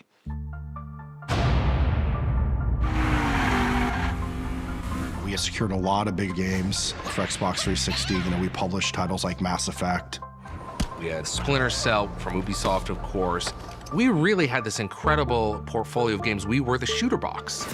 Call of Duty was a franchise we had bet on early. It was a PC franchise, and we really established Call of Duty on the console in a big way. Cameo and this gorgeous, colorful game. It was about frame rate, it was about smooth visuals. Forza was built as a direct competitor to Gran Turismo. We're going to go off and we're going to build a great, epic, big racing simulator game. You had cars that had amazing reflections of the sky. They had reflections of other things. You had particle effects. You had a lot of things that just made it look much more real than any other game. To this day, my son can recognize cars by the engine sounds because he played so much Forza. If you look at Xbox 360, that was a moment where we got it exactly right. It was just an incredible run that I don't know that has ever been topped in the history of gaming. And then, you know, at the center of it all was Halo 3. It had been 3 years since Halo 2 smashed industry records, and Halo fans were clamoring for the next chapter of the epic space saga. I think that we were really surprised by the success, the huge success of Halo 2. And so as we were leading up to the Halo 3 campaign, I think we did kind of look at it all up from our marketing team as more of a Hollywood moment. With Halo 3, we wanted to get out in front and make people aware that video games are not something that are just for the boys. Video games have come of age. An exciting day for video game fans and for Microsoft. Master Chief is back in the most anticipated video game ever, Halo 3. Thousands lined up to get the final installment of the trilogy when it went on sale at midnight. I got here 6 p.m. yesterday. Been waiting here ever since. Halo 3, what a massive launch event that was for us.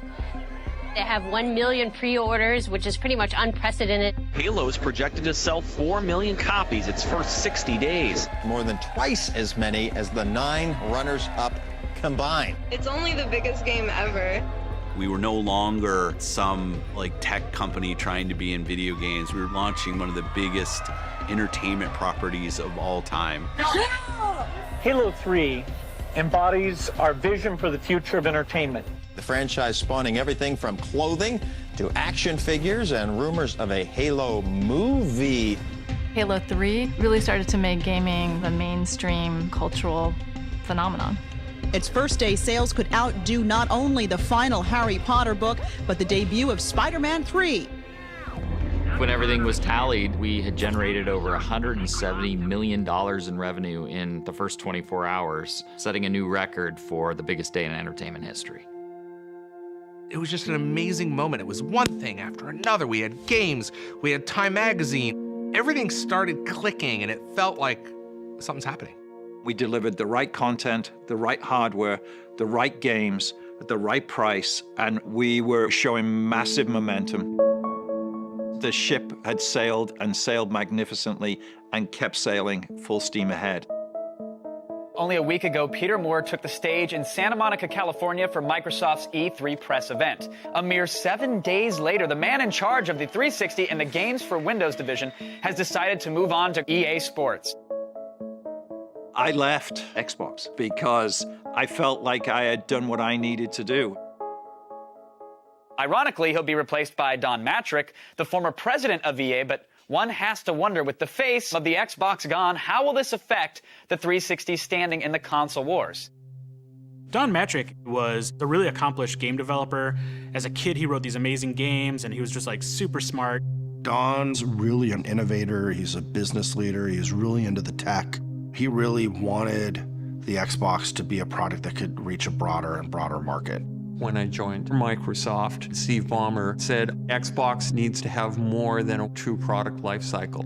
And to do that, we need to place bets, we need to move into new categories, we need to innovate and create new hit products, both in gaming and in entertainment. When Don Matrick came on board, it was more about trying to appeal to a completely different audience and a very broad audience. So there was this one meeting where he shows up and he says, We're not going for 30 million consoles, we're going for 300 million consoles. And the strategy behind that was we need to make casual experiences. When the Xbox 360 launched, we had Xbox Live built in. We had this very basic blade for Marketplace, and we had only game content. One of the things that I've been tasked to do was go get us some entertainment content, which was an entirely new idea of the time. We started doing deals with studios. We were excited when we had 1 movie and then 2 movies and 5 movies and 10 movies. Microsoft's Xbox will transform into a next-generation entertainment hub. Users will be able to navigate through music, movies, television shows. For the first time, we were realizing that streaming and digital video content was going to be a big deal. And then we had Netflix come on. Xbox 360 was a big part of putting Netflix in the living room. At the time, Netflix was a mail-order DVD catalog service. Nationally, Netflix moves more than 1.5 million DVDs a day. There's 40 of these warehouses around the country. Right. So that nearly every customer gets next-day delivery. Netflix hadn't done anything with digital streaming. We thought, why don't we call them up, see if they would be interested in distributing their content through Xbox 360.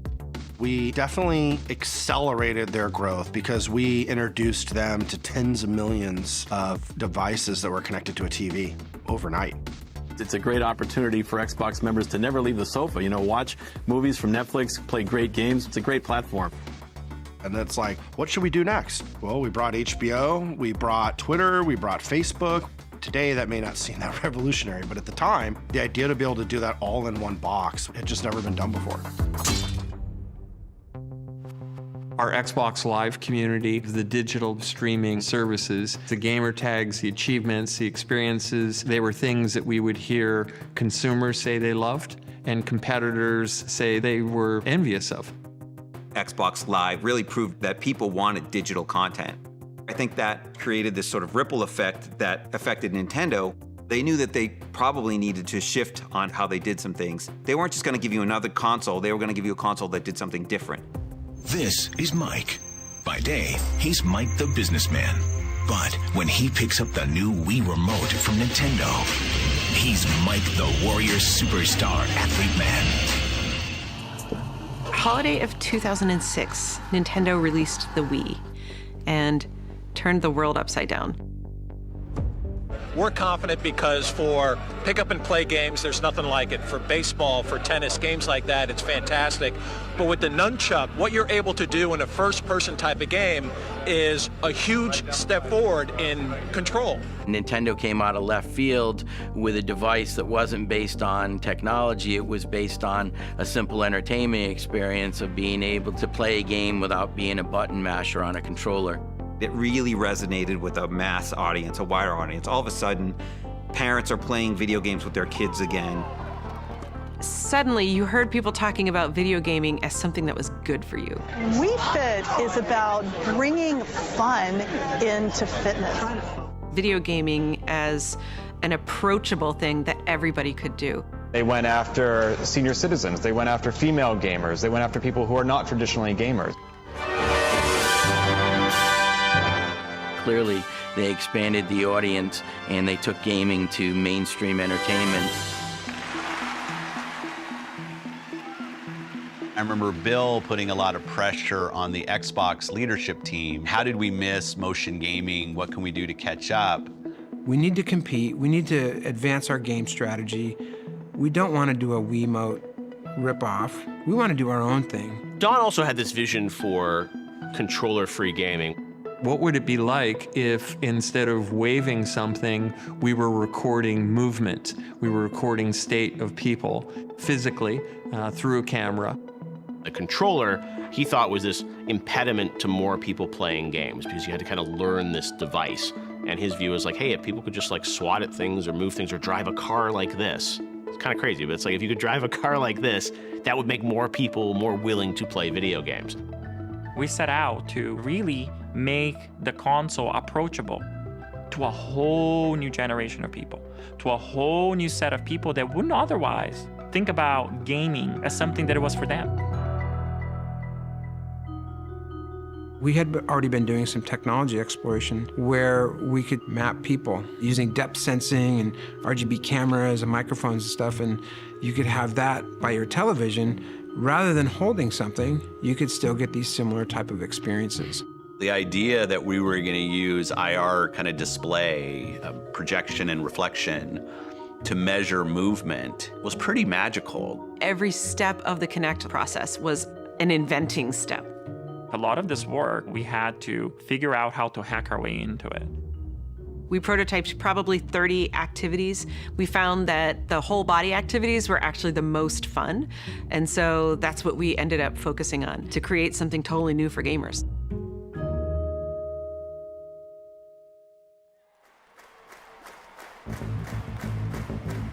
We launched Kinect, and it was a game changer. I don't think anybody saw it coming. It was something completely new and unexpected. So you can see if we wave our hands, it's tracking your full body. That's and now crazy. we're playing. Okay. So if you lean left and right, jump, jump, jump. In your opinion, John, how does this compare to the Wii and the Wii Fit?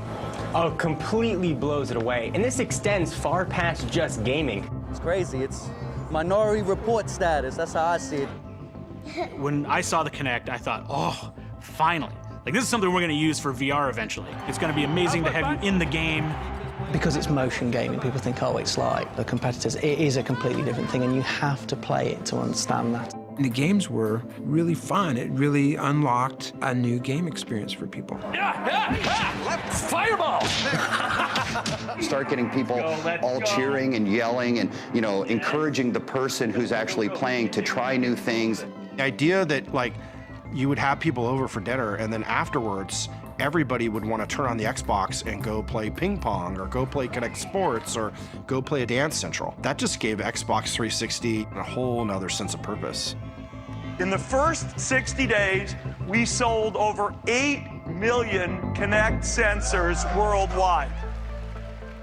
Kinect was a technological marvel, but it totally fell flat with core gamers. Kinect didn't work with Halo, but Kinect was an amazing tool for so many things like research and how we think about augmented reality and virtual reality experiences.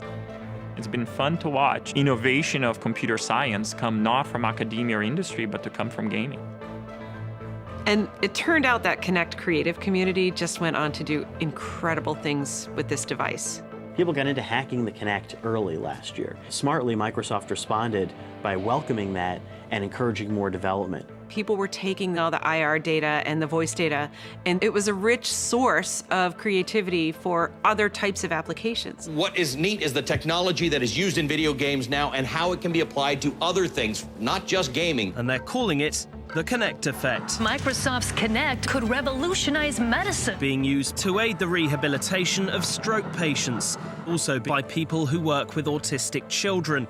Kinect today is mostly used outside of gaming. So gaming has created this piece of technology that today drives the industry forward. With Xbox 360, we had an amazing product that had finally broken through. The ecosystem was healthy. Consumers were engaged. In North America and Europe, it was the top-selling hardware device. Xbox 360 has been the #1 selling console every month for the last 6 months. It was a pretty great second iteration for Microsoft as a company. Against all odds, the Xbox 360 basically won that second console generation. By the end of that generation, I think people had sort of felt the pendulum had swung from PlayStation dominance to Xbox dominance. There were more players than ever playing Xbox. The brand really was in a terrific place. And there was no chance. There's nothing Microsoft could do that could possibly torpedo the success they had with the Xbox 360. We're about to change entertainment forever. Again. Because we're going to take all that we learned in more than 30 years of innovation and use it to change television, TV,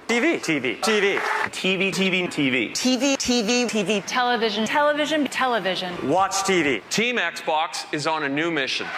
This is it, Xbox One.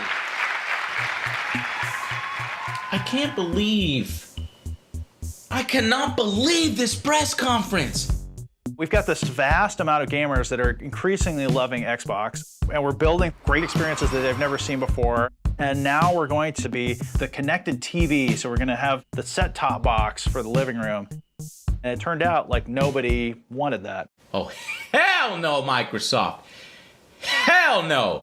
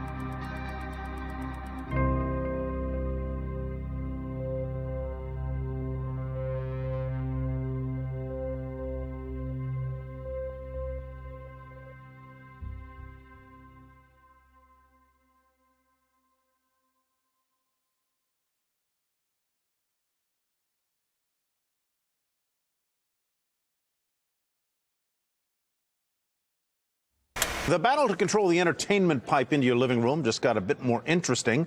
Microsoft's Xbox announcing some landmark news today as it moves into the media business. It's time for a new generation of Xbox! And now, Microsoft wants to appeal to more than just gamers. It can also control your TV and cable box and everything from your movies to video conferencing on Skype to doing all kinds of things. Casual gaming, television, social, music, and video.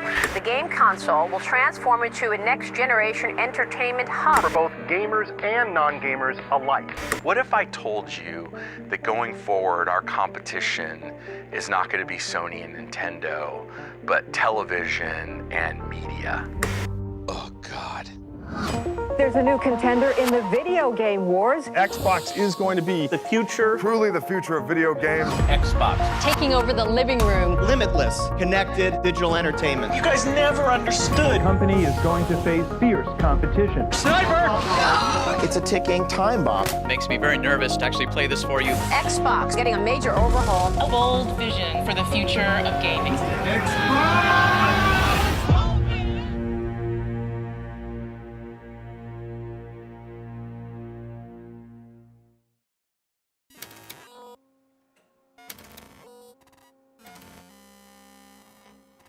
On May 21st, Microsoft will unveil its latest Xbox system. Xbox has been the best-selling gaming console for 27 consecutive months. We're expecting a slew of entertainment options, including possibly taking over your cable box and also delivering web content in easy and attractive ways. It was exciting to think about what a single-purpose, dedicated entertainment console could be.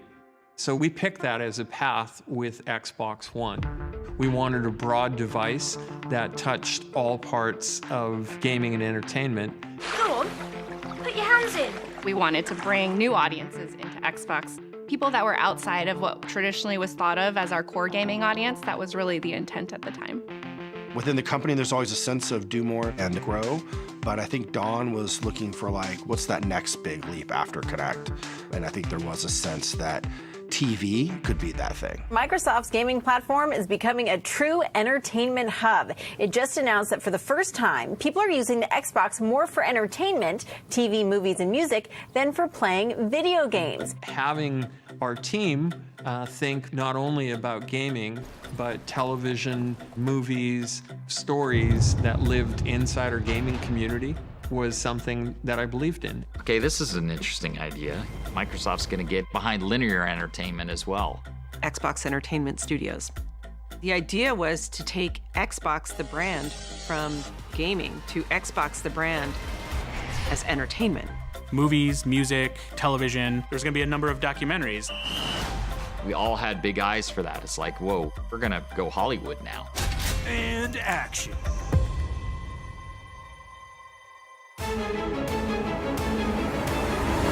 After years in development, Microsoft's next-generation console was finally ready to be unveiled at a media event codenamed Newcastle. Coming off the success of the Xbox 360, expectations were through the roof. Good morning, everyone. On behalf of the entire team, we're thrilled to unveil the ultimate all-in-one home entertainment system. We did a stream from around the world and invited a bunch of media and influencers up to watch. We gathered everybody into the conference room. We have it streaming on our television. We're all really excited. Team Xbox is on a new mission to become the all-in-one system for every living room, the place where your games, TV, and entertainment come alive. We're driven to build a future-proof system that brings together the cloud, smart devices, new content. We are really excited to bring the world of Halo to Xbox as a premium television series. We're sitting there listening to it the whole time. And I remember one of our engineers said, like, they're not even talking about any of the games yet. Are they gonna talk about games? With Kinect, we made you the controller. This is human control for a human experience. It was all about entertainment, even a partnership with Steven Spielberg, and they showed a TV guide at the reveal event. I mean, that was really like the vision. This is the beginning of truly intelligent TV. Xbox, watch TV. You said television. We wanted to hear video games. You know, we showed a few games, but core gamers were left unsatisfied. We're all in the green room, and as each person would get off stage, you know, the execs in the room would ask what the pulse is on social, and it was not good. This is not going well. This is not going well at all. I am really disappointed. I think I'm gonna go into mourning now. That's how I feel about you, Xbox One. There were hypercuts released minutes after the initial unveiling of the Xbox. Watch TV. TV. TV remote. TV. TV. TV. TV. Television. Television. Television. TV. TV. Television. Television. Television. That was not the right way to unveil the next generation of gaming.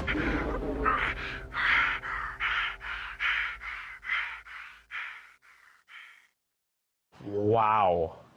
That was the worst gaming event that I've ever watched, ever. Probably could have done a better job of reassuring people that we were committed to excellence in gaming. The response was so negative, and that was when I knew our lack of focus was going to hurt us with our core audience. I can't even start. The Newcastle reveal really was about showcasing the entertainment proposition that was going to come with the Xbox One. We knew that E3 coming up in a few weeks was about games. We'll talk about all games when we get to E3. In hindsight, definitely not the right decision. You don't tell console gamers to tune into something and then not show them the games. The next evolution of gaming is a voice remote control for your television. The Xbox One reveal had obviously underwhelmed fans, but Microsoft saw an opportunity to right the ship just 3 weeks later, on the game industry's biggest stage. This is an exciting day for our teams. And as we've been promising, it's all about the games. We're excited to share with you a stunning lineup of world premiere gameplay and announcements. The ball's in Microsoft's court, and they come out and they show some games. And then right at the end of their press conference, I remember looking up at the teleprompter.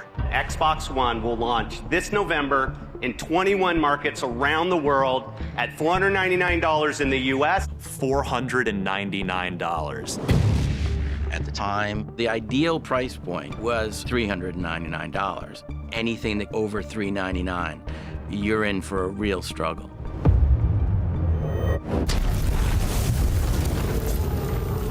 The issue was that with Xbox One, Don's view was the new Kinect was going to be required as part of the box. So it was no longer just a peripheral, like the original Kinect. Now you were going to be forced to buy one. This is a terrible mistake. A huge mistake. It definitely caused a disconnect. Why are you charging me more money?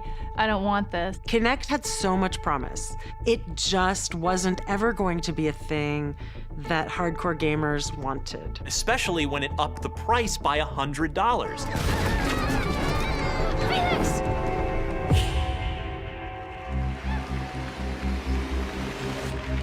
And then, later that day, Sony announces the price of the PlayStation 4. I'm very proud to announce that PlayStation 4 will be available at $399. We were surprised by the $100 difference.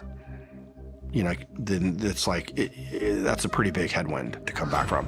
You have essentially the same hardware, but one device is $100 cheaper. Cool, I'm gonna go with that one. And that's where they lost. 360 set us up for being the best box for developers, the best box for core gamers. And we then flipped it around and said, this isn't a dev box. This isn't a core gaming box. This is an entertainment device. People didn't know what to think. They were just confused. You know, they wanted to push into this digital future. The idea was all connected all the time. The console would have to be able to check in with Microsoft servers or else the games wouldn't work. Your content is available and it's stored in the cloud. There were going to be benefits to this, but Microsoft did a bad job of messaging those benefits. You don't always have to be connected, but for a lot of things like multiplayer gaming, for streaming content from the internet, you're going to need an internet connection. That's the world we live in. One of the biggest points of confusion was how the new, always online device complicated the selling, trading, and gamers' biggest concern, sharing of games.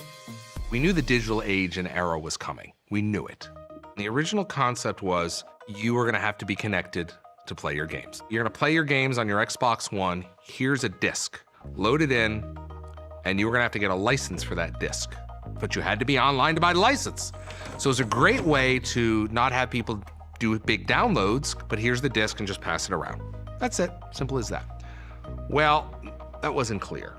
Seems like every single outlet got a slightly different statement on used games. Yep. You can't share games between friends. You don't own the game you're buying. Yeah. Don't pretend like you own this thing that you just paid for. And then stuff got really ugly. Sony came out, guns blazing, with the immediate response to the Xbox One. This is how you share your games on PS4.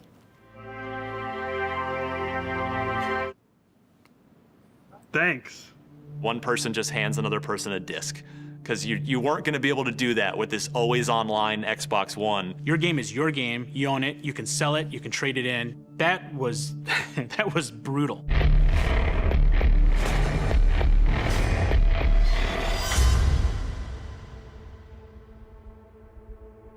As a team, you've got to take some bets on things that you believe in and put that thing out.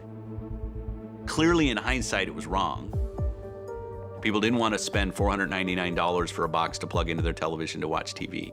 They weren't wrong. Microsoft wasn't wrong that gamers wanted and expected more from their consoles. Absolutely. In fact, it was Microsoft's fault, if anything. They were too far ahead of where their users thought they should be. And there was this whole backlash that they didn't expect. In 2013, the world wasn't ready for it. We got pushback from consumers, for some journalists, questioning whether we'd made the right choice as a company. It was a valid criticism, but it was a very binary choice, and we chose to bet on online. It was a dark, dark, dark, dark moment for us, and very, very, very painful.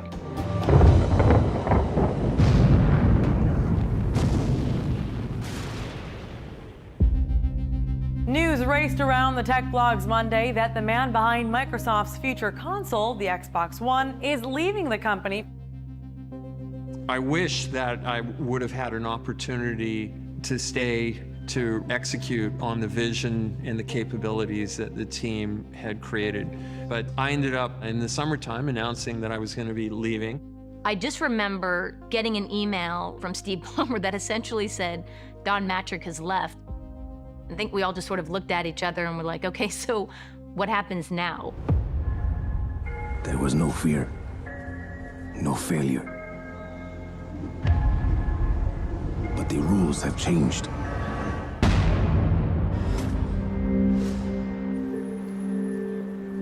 It was a long road and a long path from there, but the team didn't give up, didn't want to quit, didn't feel like we couldn't overcome this. And we still had to come out and deliver the console. Well, it's here. Xbox One, finally on sale. We had a lineup of people at the launch event. People were excited about it. We had kind of an early signal that maybe things are okay. The MPD Group has revealed that Xbox One led console sales in December, and with its $500 price point, the Xbox One led annual hardware sales on a dollars basis. But by April, we were outsold 6 or 7 to 1 in the market, maybe 8 to 1.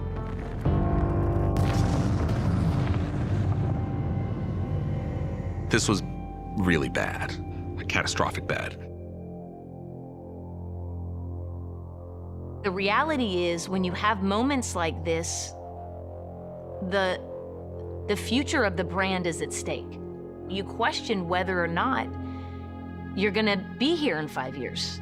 It's never a given that you're gonna get to make another generation of a console. Brands die every day. No one's playing on an Atari anymore. Like, nobody is playing on a Sega Genesis. We felt like our future was at stake. I think Microsoft learned the hard way. If you take your eye off the ball, and if you don't put gamers and games at the center of your ambitions, it's going to come back and bite you. Our fans had lost faith. It's collapsing. How do we re-earn the trust of customers? One thing that was very clear, more of the same was not going to work. Today, Microsoft has announced that Microsoft Studios corporate vice president Phil Spencer is the new head of Xbox. Let's talk about your new role. What are you going to be doing? The emergency glass was shattered, and Phil was pulled out and put in to right the Xbox ship that was sinking.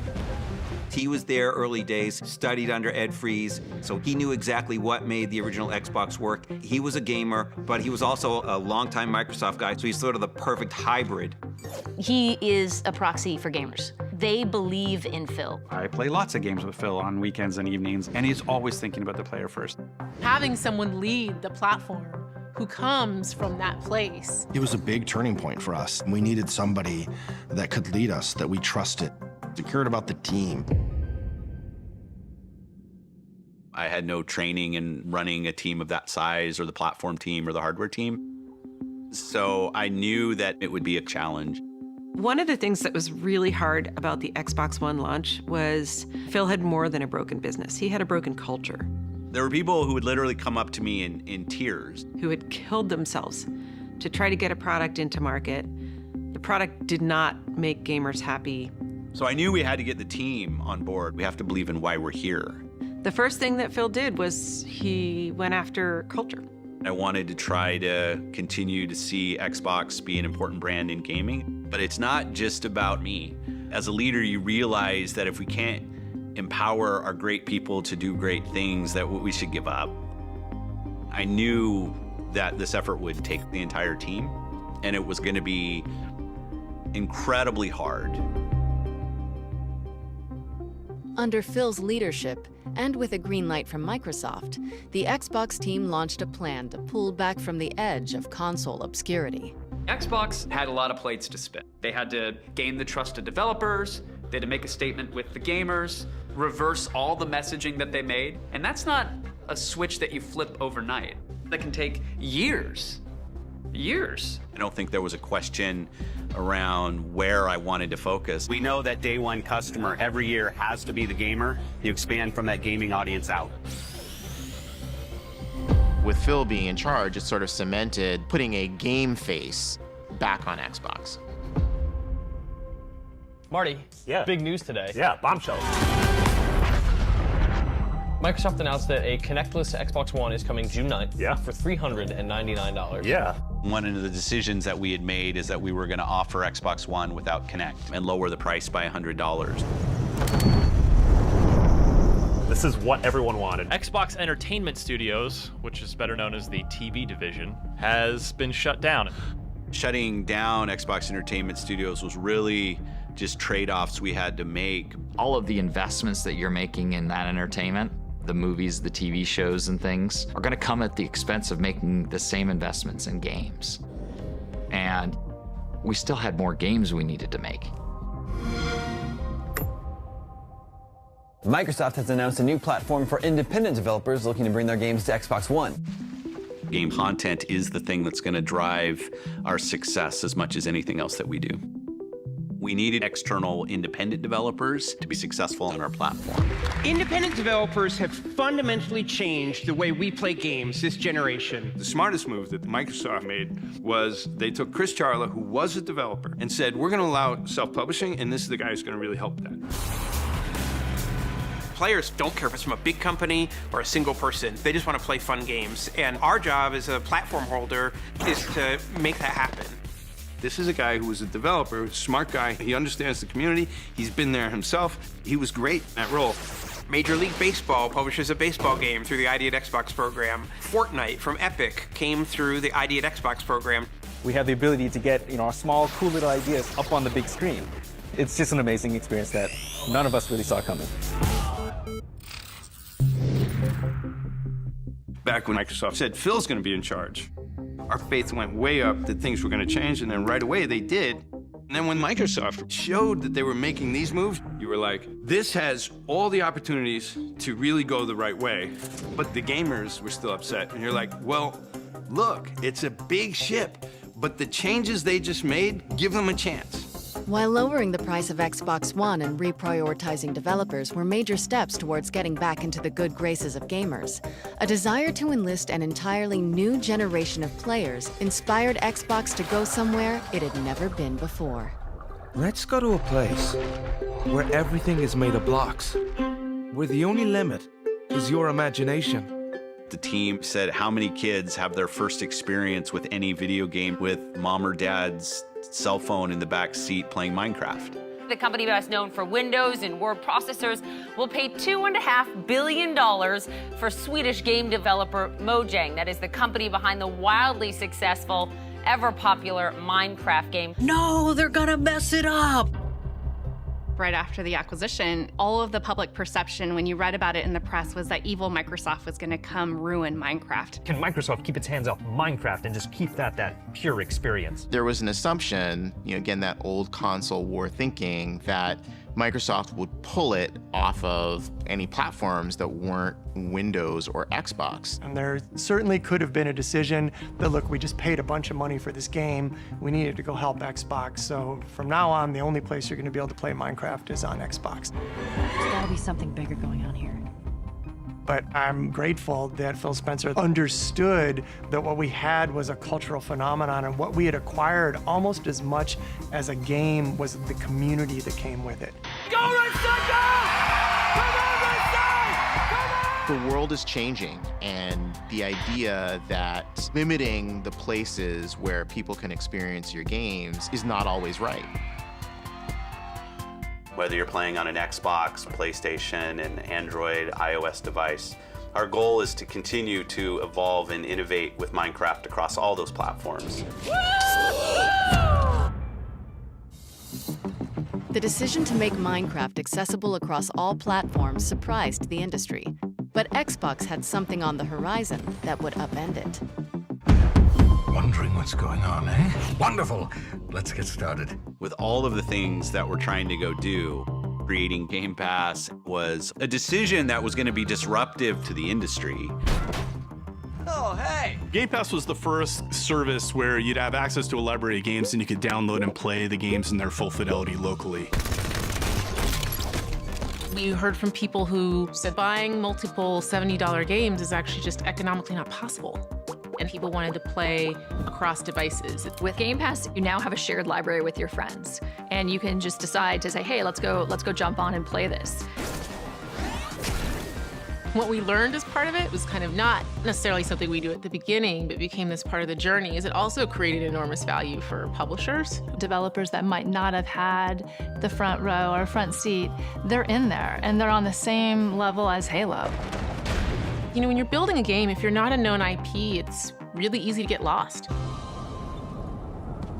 The biggest thing about Game Pass is the amount of players.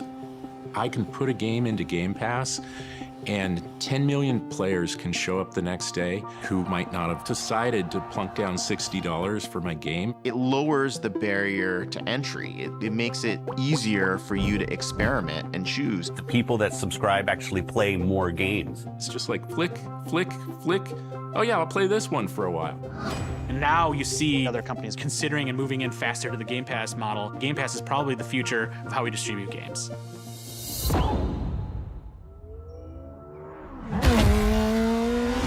Game Pass revolutionized the landscape of video gaming. But in order to get the most out of the tsunami of new content they were providing, Xbox knew it was time to up the ante. When we launched the original Xbox, we had this tagline, "There's no power greater than X."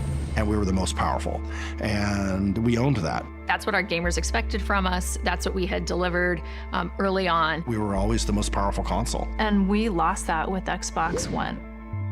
As we thought about broadening what the Xbox One did, we had sort of lost sight of, first and foremost, this is a gaming machine.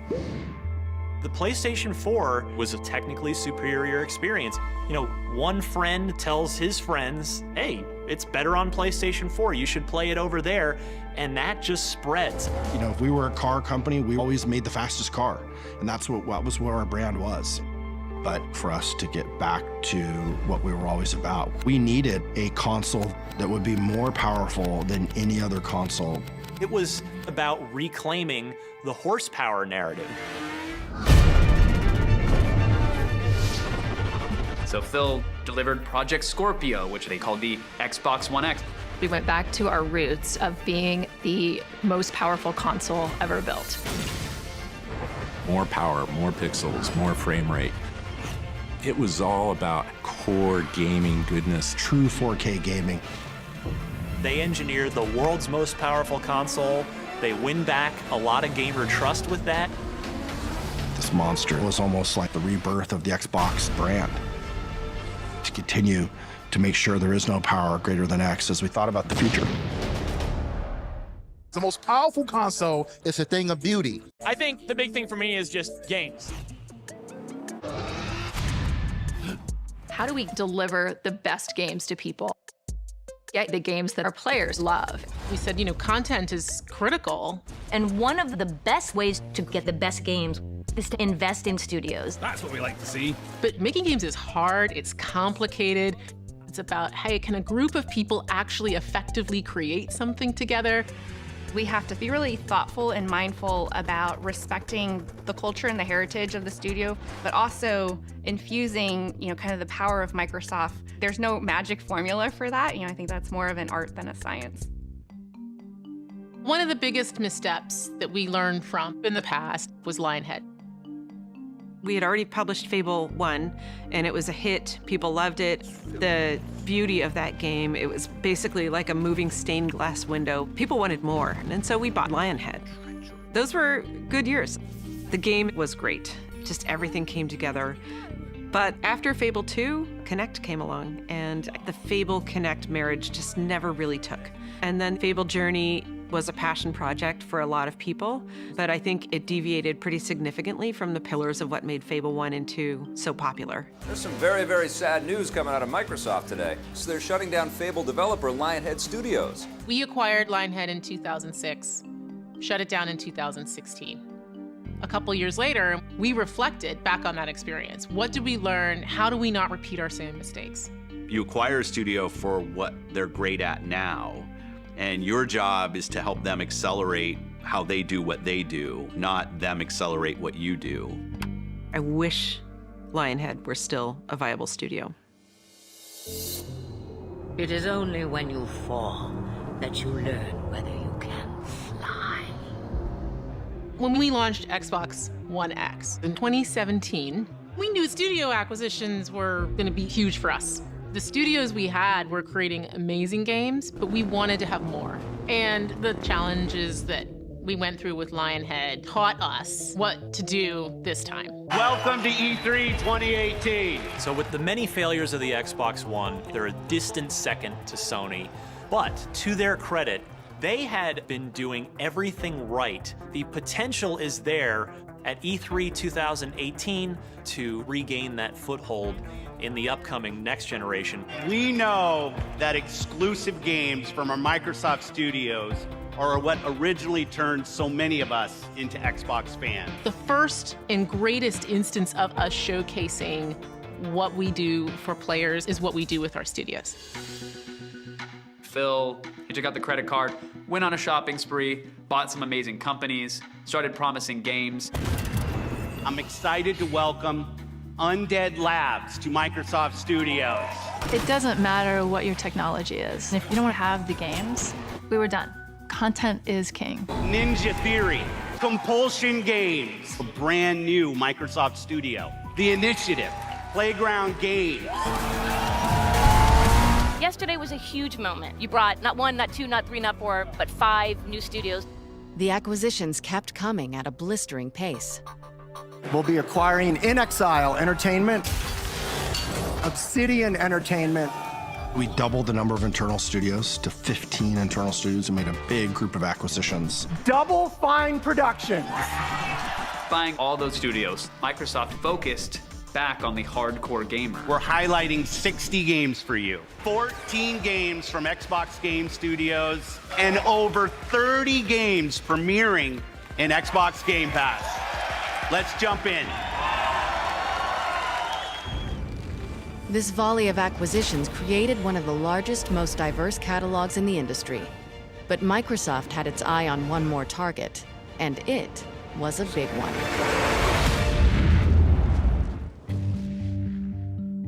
We're really delighted to reach this agreement with ZeniMax and bring Bethesda into the Microsoft family. The move adds 8 more studios to Xbox's first-party portfolio, including Bethesda Game Studios, id Software, Arcane, Machine Games, Tango Gameworks, and more.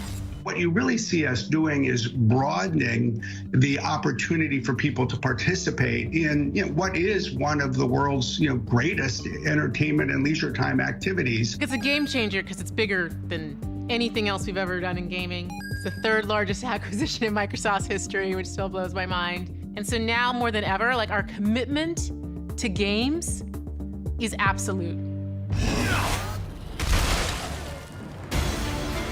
Microsoft's commitment to keeping fans on their toes was also absolute. Good evening, everyone. Welcome to the Game Awards 2019. I'm Jeff Keighley. World premieres are a big part of this show, and you guys have a lot of expectations on the internet for things. There are lots of rumors, lots of leaks. It's pretty rare, I think, nowadays that any new tech doesn't leak and nobody knows that it's coming. And then sometimes there's surprises that come out of nowhere. Enjoy this. Let's suppose that you were able every night to dream any dream you wanted to dream. A lot of dreams. And that you could have the power. I don't think anybody saw it coming. It was something completely unexpected. Whoa, is this Elden Ring? Even the video was deliberately designed, talking about Power Your Dreams and the visuals of that. Let's have a surprise. BioShock? And then, wait a minute, what was that? Wait, what? I just saw a car race through, and then there's a soccer scene, and then by the time I saw Master Chief. That's Halo! Halo. That's what I want. And finally, you would dream where you are now. Seeing the streamers that were streaming and their reactions, that element of surprise is so magical and so powerful. That's that. Oh, the Scarlet. Oh, yeah! Xbox! This is not the new Xbox console. Wait, this is not the new Xbox console. What? They're showing their new box? What the heck?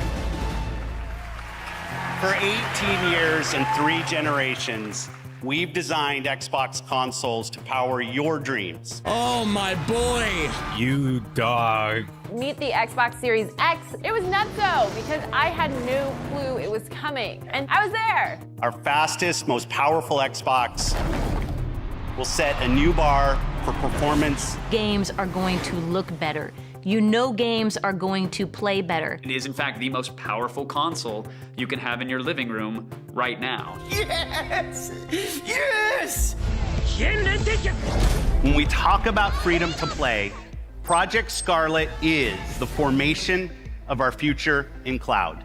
Microsoft, meanwhile, launching a video game streaming service. All your games can be streamed right into your phone or your computer.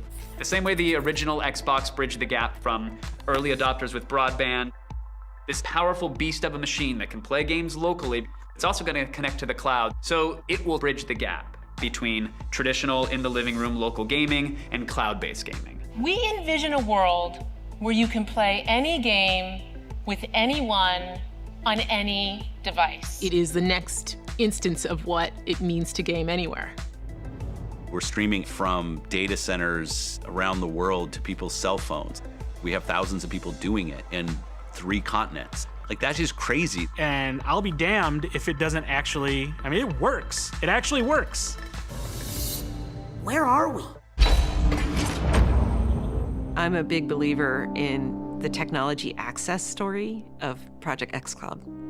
Think about the way you could unlock community. One of the things we were really focused on with this generation was making Xbox available and appealing to the widest audience. I think we have some unique responsibilities to bring people from different backgrounds into the experience.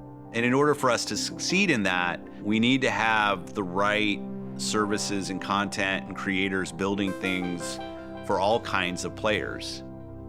It's about creating an opportunity for those that would not have had it otherwise. 2.5 billion people on the planet play video games today, half the connected world. And that is the scale of opportunity a company like Microsoft should go after.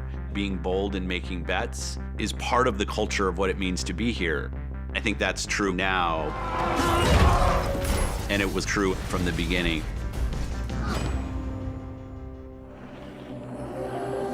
Where are we going? Back to where it all began.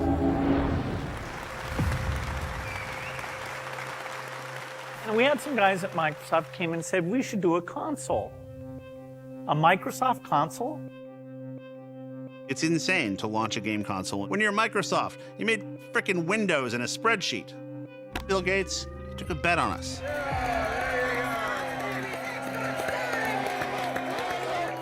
Being able to do something very different and revolutionary was where you were getting our energy from. Are you ready?